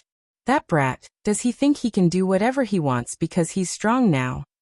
The no-return pass was different from before. 2 royal lords and several pseudo-royal lords were overseeing that place. Even Ninth Order masters wouldn't easily go there, but considering that it was Yang Kai heading there, Mi Jingluan wasn't too worried. He didn't know what Yang Kai was going to retrieve from no-return pass, but he knew Yang Kai had a purpose in everything he did. While thinking so, Mi Jingluan suddenly became serious while he thought about something. The Black Ink Clan could use black ink nests to quickly send out information, which was something the humans didn't have. After Yang Kai's appearance in E5 territory, the Black Ink Clan lost the battle and paid a huge price. News of 8 pseudo-royal lords dying, and the rest escaping would have already reached the no-return pass. More importantly, it wouldn't take long before the masters of the Black Ink Clan on the other battlefields would receive this news. If Mi Jingluan's estimations were right, the pseudo-royal lords from other battlefields might have already found out about the situation in E5 territory. At the thought of that, Mi Jingluan jumped to his feet and ordered, "Hurry! Send orders to the Azure Sun Army. No, send orders to the Shocking Thunder, Burning Moon, Twin Instrument, Azure Dawn and Jade Cicada armies. Tell them to attack the Black Ink clan regardless of their behavior, and don't relent even if pseudo-royal lords appear. Immediately, a herald went out to relay the orders. Mi Jingluan frowned and let out a dissatisfied groan. Let's hope we're not too late. Then he turned to the messenger and asked, did Zuo Yanghua and the others mention what their next steps would be after taking E5 territory? The messenger replied, after discussion, the Sirs decided to send reinforcements to the nearest Azure Dawn army. If I'm not mistaken, the Red Flame army should have already arrived. Nodding, Mi Jingluan said, that's good. At the very least, the Black Ink clan there wouldn't be much of a problem. Now that both armies had gathered together, the enemies couldn't defeat the Azure Dawn army. According to Mi Jingluan's estimations, the Black Ink clan then would suffer a tragic end. Supreme Commander Mi, why are we only sending out orders to those 5 armies? Don't we need to inform the ones with Ninth Order Masters? One of Mi Jingluan's peers asked. Mi Jingluan explained, Ninth Order Masters have sharp senses, so they will immediately detect any strange changes in the Black Ink clan army and won't need us to warn them. But the armies without Ninth Order Masters might not be able to detect the change in the situation, and would still have to be wary of confronting the Black Ink clan army. The change Supreme Commander Mi is referring to is, Mi Jingluan quickly said, those pseudo-royal lords might have already run. What? Someone exclaimed in shock, but the rest soon realized why Mi Jingluan would say that. The Black Ink clan had paid a tragic price during the battle in E5 territory, and even lost 8 pseudo-royal lords, the masters which currently gave them the greatest advantage. From the recent military report, it was clear that pseudo-royal lords didn't stand much of a chance against Yang Kai, and Yang Kai had the ability to seal the territory gates and cut off the Black Ink clan's escape routes. How could the Black Ink clan not be worried about such an enemy? Yang Kai had only joined one battle in E5 territory, yet almost wiped out the entire Black Ink clan army there. So what if he appeared in the other great territories? No pseudo-royal lord had the guts or confidence to face Yang Kai head-on. Even if they could muster up the courage to fight with Yang Kai, the always prudent Mo Na Yi wouldn't let them do so and would instead order them to save their strength and immediately return to the no-return pass. Therefore, all of the pseudo-royal lords at the front lines should have already evacuated. The 6 human race armies with Ninth Order Masters would have noticed such movements, but the rest might not have. If the Black Ink clan acted like they were ready to start a fight, the humans might not dare to act recklessly, giving the pseudo-royal lords the time and opportunity to flee. The pseudo-royal lords had contributed a lot in the battles on each battlefield, which was why the Black Ink clan could stand a chance against the humans. Now that they were gone, the Black Ink clan had lost their capital to fight against the human race armies. Hence, now was the best time for the humans to make the most of this situation. Everyone else finally understood why Mi Jingluan would give out such an order. This was the drawback of increasing the distance to the front lines. The relay of information was too slow, so naturally coordination, relaying orders, and even the dispatching of reinforcements were equally slow. As the situation in each battlefield was ever-changing, there were many times when sending out information in time could decide the fate of a critical battle. Luckily, Mi Jingluan had broken through to the Ninth Order, and they could finally move the Supreme Headquarters towards the front lines so that such situations wouldn't happen again. It had been thousands of years since the Black Ink clan invaded the 3,000 worlds, plunging the great territories into misery. Now it was finally time to take back their land. Even though the Black Ink clan had left behind a huge mess, this was the place the humans had lived and thrived for countless years. While looking into the distance, though Mi Jingluan looked calm, he was actually excited inside. He could foresee that the human race would be able to get back their lost land in a matter of years. Originally, he was ready for a prolonged war with the Black Ink clan, so he didn't expect the situation to change so abruptly. And all of this was actually because of one person.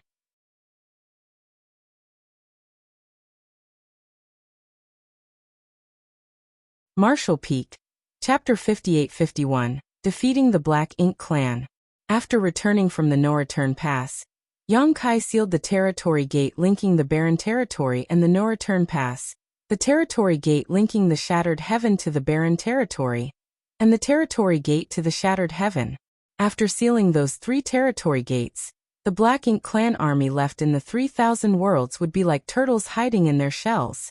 Even though the masters of the Black Ink clan at the No-Return Pass had the ability to forcefully break these seals, Yang Kai was certain that with his knowledge of Mo Na Yi, he wouldn't bother. That was because the Black Ink clan were lucky enough to be able to save most of their main forces. As for the rest of the Black Ink clan army left on the front lines, the Black Ink clan couldn't do anything to save them. Meanwhile, Mo Na Yi didn't intend to, nor could he afford to care about the deaths of those left on the battlefield, so he naturally didn't have to waste time and effort to break the seals on the territory gates. At the same time, large battles had broken out on each frontline battlefield. Like Mi Jingluan had guessed, the 6 Ninth Order Masters overseeing their battlefields had sensed the change on their enemy's side. After all, the commotion from all the pseudo-royal lords, territory lords, and feudal lords evacuating wasn't small. It was impossible for such masters to leave without a trace, especially when both armies were at war. When the Ninth Order Masters noticed this change, they immediately led their respective armies to launch a probing attack. Soon, they discovered that the enemy they had been fighting for many years suddenly lost a large deal of their more powerful combatants. All the pseudo-royal lords were gone. Although the Ninth Order Masters had no idea what happened to the Black Ink clan, they wouldn't give up such a good opportunity. Therefore, the 6 battlefields with Ninth Order Masters in command launched all-out assaults and slaughtered large portions of the Black Ink clan armies. However, the other 6 armies without Ninth Order Masters, such as Shocking Thunder and Burning Moon, didn't have such keen senses. Furthermore, the pseudo-royal lords had planned all kinds of misleading tricks before evacuating. They had ordered the Black Ink clan army to show aggressive behavior from afar, so that the humans wouldn't dare to act recklessly. The only exception was the battlefield where the Azure Dawn army was stationed. A war broke out quickly because the Red Flame army, that had fully reclaimed E5 territory, came to help after a short period of recuperation. The 2 armies working together greatly increased the human race's combat power. Since the Red Flame army had just won a great battle, they weren't afraid when facing the Black Ink clan. They originally thought it would be a fierce struggle between 2 evenly matched opponents, but when they began fighting, the humans discovered that the Black Ink clan's resistance was hollow and weak. The superiors of both armies quickly discovered that there weren't many masters from the Black Ink clan fighting on the battlefield. Zhuoqiu Yanghua was also a quick thinker, and soon realized the most important factor of this situation. This was the aftermath of the battle led by Yang Kai in E5 territory. If this was the situation here, it should be the same on the other battlefields. So he immediately sent messengers to those battlefields. Before the news from the Supreme Headquarters arrived, Shocking Thunder, Burning Moon, and the other armies had already received intelligence updates from Zhuoqiu Yanghua. All the human race armies quickly began attacking. Since the Black Ink clan couldn't withstand this fierce assault, they were swiftly torn apart and routed. The war had barely begun, yet many Black Ink clansmen were already escaping through the territory gates with human soldiers in hot pursuit. Several months later, a Black Ink clan army remnant, led by a territory lord, was frantically fleeing in the direction of the No-Return Pass. This army had tens of thousands of Black Ink clansmen, which was no small number. There used to be even more of them, including 2 other territory lords, but the humans had caught up to them at some point, killing many of them. Hence, they were all that remained. Before them was the territory gate leading to the Shattered Heaven. Once they passed through it, they would be able to pass through the Shattered Heaven to the barren territory before entering the No-Return Pass. That way, they could finally escape from the humans chasing them. Having escaped death several times already, this Black Ink clan army was feeling overwhelmed, and after months, they finally arrived at this place. The tired Black Ink clansmen finally saw a ray of hope. When they looked at the territory gate from afar, the leading territory lord suddenly became solemn as he vaguely felt like there seemed to be something wrong with it. Usually there should be a spiraling whirlpool where the territory gate was situated, but at this moment, that territory gate looked like the surface of a frozen lake. Before he could figure out what had happened, he heard a carefree voice beside his ear. The voice wasn't loud, but it sounded like a thunderclap to the territory lord. Another batch has arrived. Who? The territory lord bellowed. The rest of the Black Ink clan soldiers were also shocked. Once the territory lord finished speaking, he finally saw the face of the person speaking. That person was openly sitting not far from the territory gate, and though he didn't look conspicuous, he was by no means a person who could be easily ignored. At this moment, he had a bored look on his face while looking at the newly arrived guests. The territory lord couldn't figure out why he couldn't see this person earlier, but when he did finally see the person's face, he understood everything. The difference in strength between them was too large. If this person was deliberately hiding just now, how could the territory lord possibly notice him? Young Kai, the killing star. Instantly, the territory lord felt his blood run cold, and his head felt like it was about to explode. Run! The territory lord only managed to scream one word before he felt pain all over his body, followed by his vitality draining away. Beside the territory gate, Young Kai opened his hand and waved it in the direction of the defeated army. Space principles surged around him, and the local space instantly became a killing ground filled by void cracks. Tens of thousands of Black Ink clansmen didn't even get the chance to make a sound before they were wiped out. Only the territory lord was able to withstand a little while longer before he too followed the others. Meanwhile, the void cracks that had sliced through the remnant army didn't disappear immediately, but continued to expand. Then, like huge mouths, they completely devoured the broken limbs, and even the Black Ink strength left over by the fallen. When Young Kai clenched his fist, the void cracks faded away and the space stilled, as if nothing had happened. Even Young Kai's figure was gradually fading before completely disappearing. After he sealed the 3 territory gates, he decided to stand guard here because he had expected today's scene. Since all the pseudo-royal lords and a large group of territory lords and feudal lords from the front lines had retreated to the no-return pass, the rest of the Black Ink clan soldiers on the battlefields couldn't defeat the human race. However, there were huge amounts of Black Ink clansmen on every battlefield, and without him heading over to seal the territory gates, it would be difficult for the humans to wipe out all the remnants like the Red Flame Army had. The 3,000 Worlds was a vast place with numerous great territories, so once the Black Ink clan army fled, the humans would have a hard time exterminating all of them. So, Young Kai decided to stay here and wait for the Black Ink clan army to fall into his trap. During these past months, Young Kai had killed over a dozen groups of Black Ink clansmen that escaped all the way here. There weren't any specific number of Black Ink clansmen in each remnant army, as some had barely a few thousand, while some had over 1 million. Young Kai cleverly used his space secret techniques to kill the enemies without being noticed, and without leaving any traces behind. Half a day later, a stream of light with an imposing aura suddenly swept in from afar. It came in very quickly, but suddenly stopped and froze before the territory gate. The light then dispersed and revealed a heroic figure. The man first glanced at the blocked territory gate in confusion, showing a look of surprise, then turned to look at Young Kai's hiding place and nodded lightly. "Junior brother Yang." Young Kai appeared, stood up and saluted. "Senior brother Wu." The person who came was Wuxia.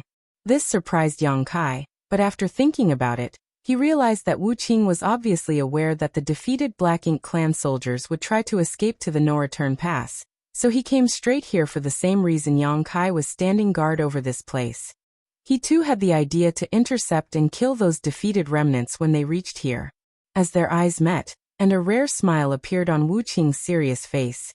"It seems that junior brother has already dealt with things. I worried too much." He had not had much contact with Young Kai. Even when he and Xiao Xiao were holding down the Black Ink giant spirit god, Young Kai had only visited twice, so they were not too familiar with each other.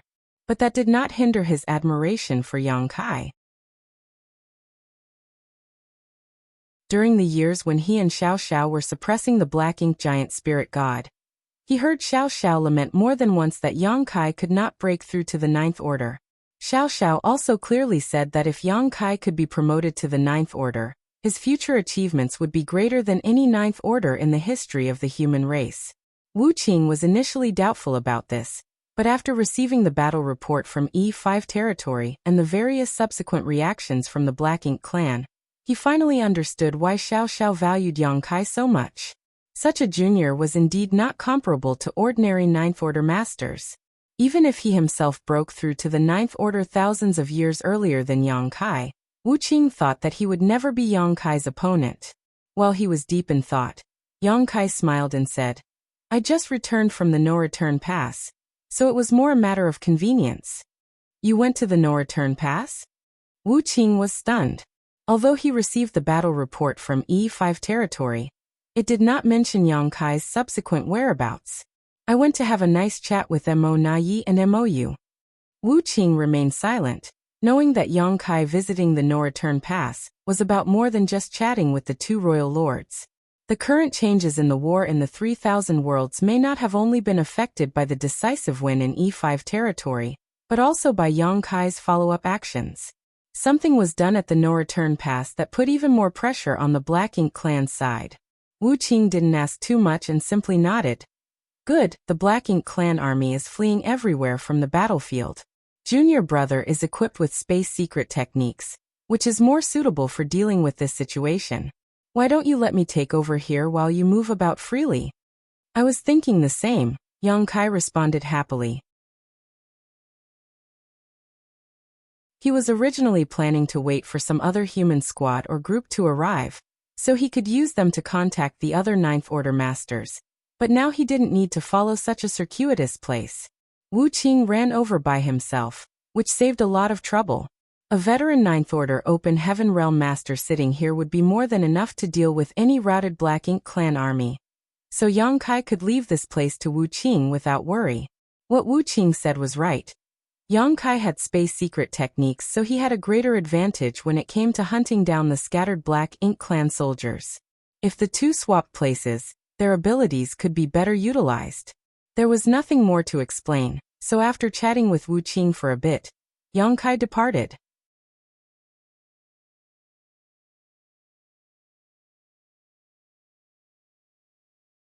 Marshall Peak. Chapter 58-52 Victory. All the front lines had achieved a great victory.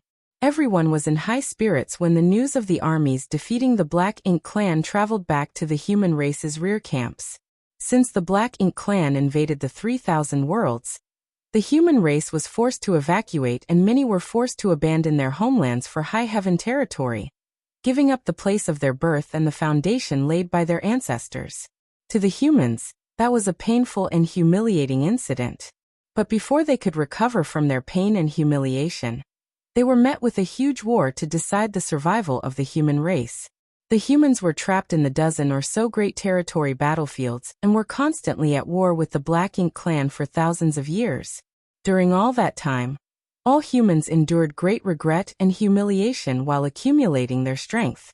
A few hundred years ago, the universe furnace suddenly appeared, breaking the stalemate between the two races and causing an all-out war to erupt.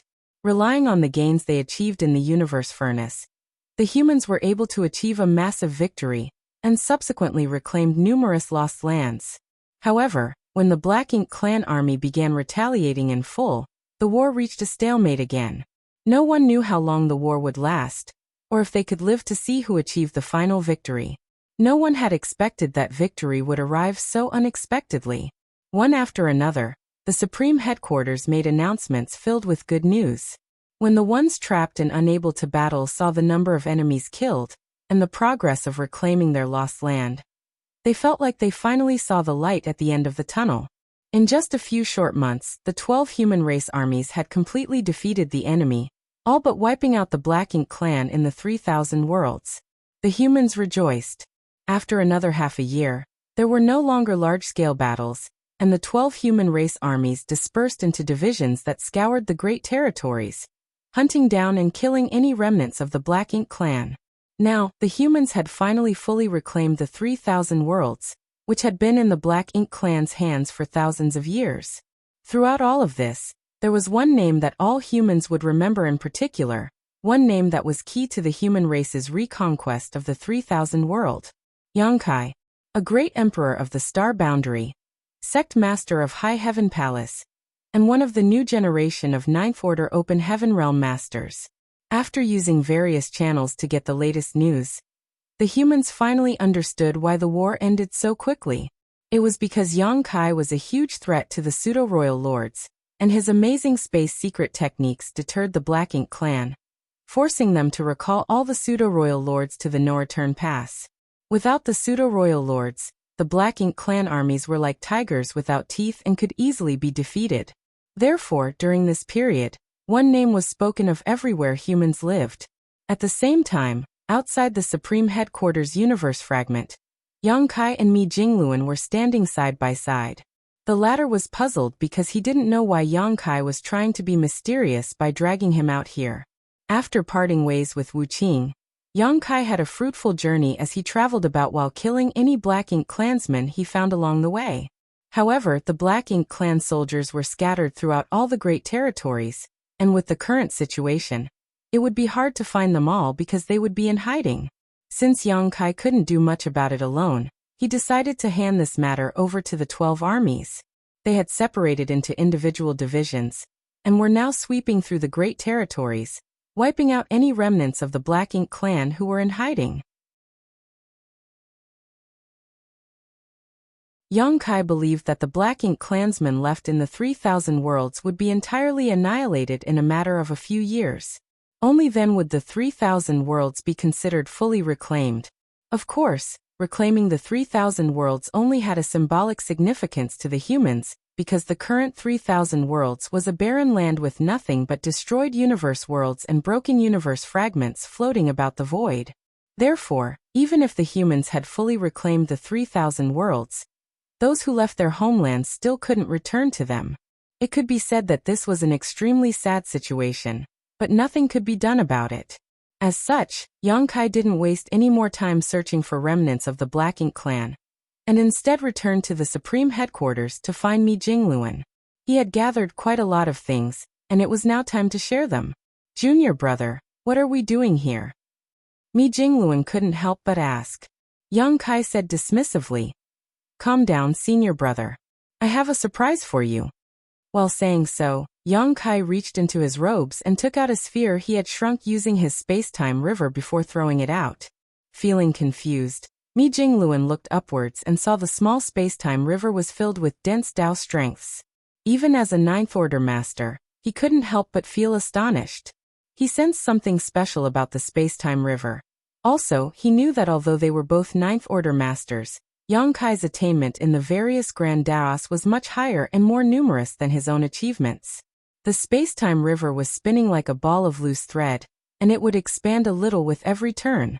As time passed, it expanded to become something majestic-looking. In just a short moment, a huge object appeared in Mi Jingluan's sight, thoroughly shocking him. He had realized what it was when it had just begun taking form, but he wasn't sure until he finally saw the full, majestic, nearly intact Great Pass. Yang Kai raised his hand and summoned back his space-time river, returning the Dao strengths back to his body. Then, he turned to look at Mi Jingluan. "Senior brother, how about using this as the future Supreme Headquarters?" While gazing at Yang Kai with mixed emotions, Mi Jingluan nodded. "Good idea." He grabbed Yang Kai's arms and ushered, "Come. Take a look with me." Side by side, the two strode towards the majestically standing Great Pass, and when they arrived at the entrance, they looked up at the worn characters engraved there and fell silent. This Great Pass used to be a critical weapon in the war against the Black Ink clan. For hundreds of thousands of years, legions of humans had shed blood in and around this Great Pass. The humans managed to keep the Black Ink clan trapped in the Black Ink battlefield in large part thanks to these Great Passes. The void was silent, but when they arrived before the Great Pass, the two felt like they could still hear the sounds of the brutal wars fought here long ago. They were the sounds of human soldiers fighting against the Black Ink clan, along with sounds of the last moments of their lives. This Great Pass used to stand majestically on the Black Ink battlefield, like all other Great Passes.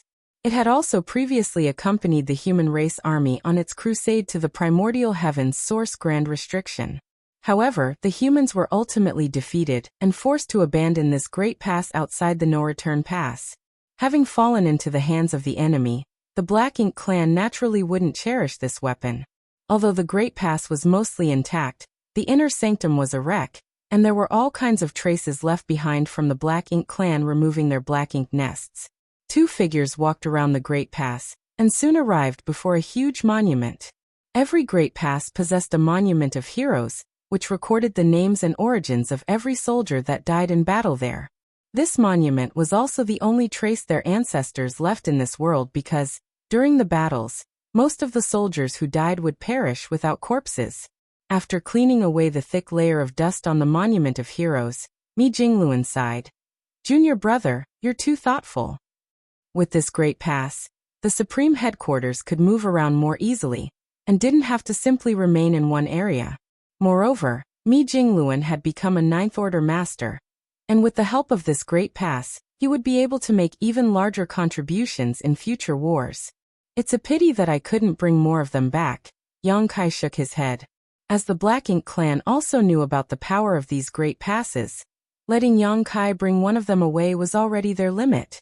It was impossible for Mo Na Yi to agree to Yang Kai bringing more of them back. Of course, it was not like Yang Kai could bring another one with him anyway. "Do we still have pure Yang Pass core?" Yang Kai asked. Every Great Pass had a core, as operating such a huge Great Pass wasn't easy. When the Great Evolution Army reclaimed the Great Evolution Pass, they couldn't find the core, and it almost delayed the human race's crusade. In the end, Yang Kai entered the Void Crack and found the core.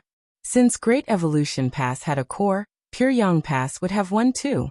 According to what Yang Kai knew, the humans brought all the remaining cores with them when they withdrew to the barren territory.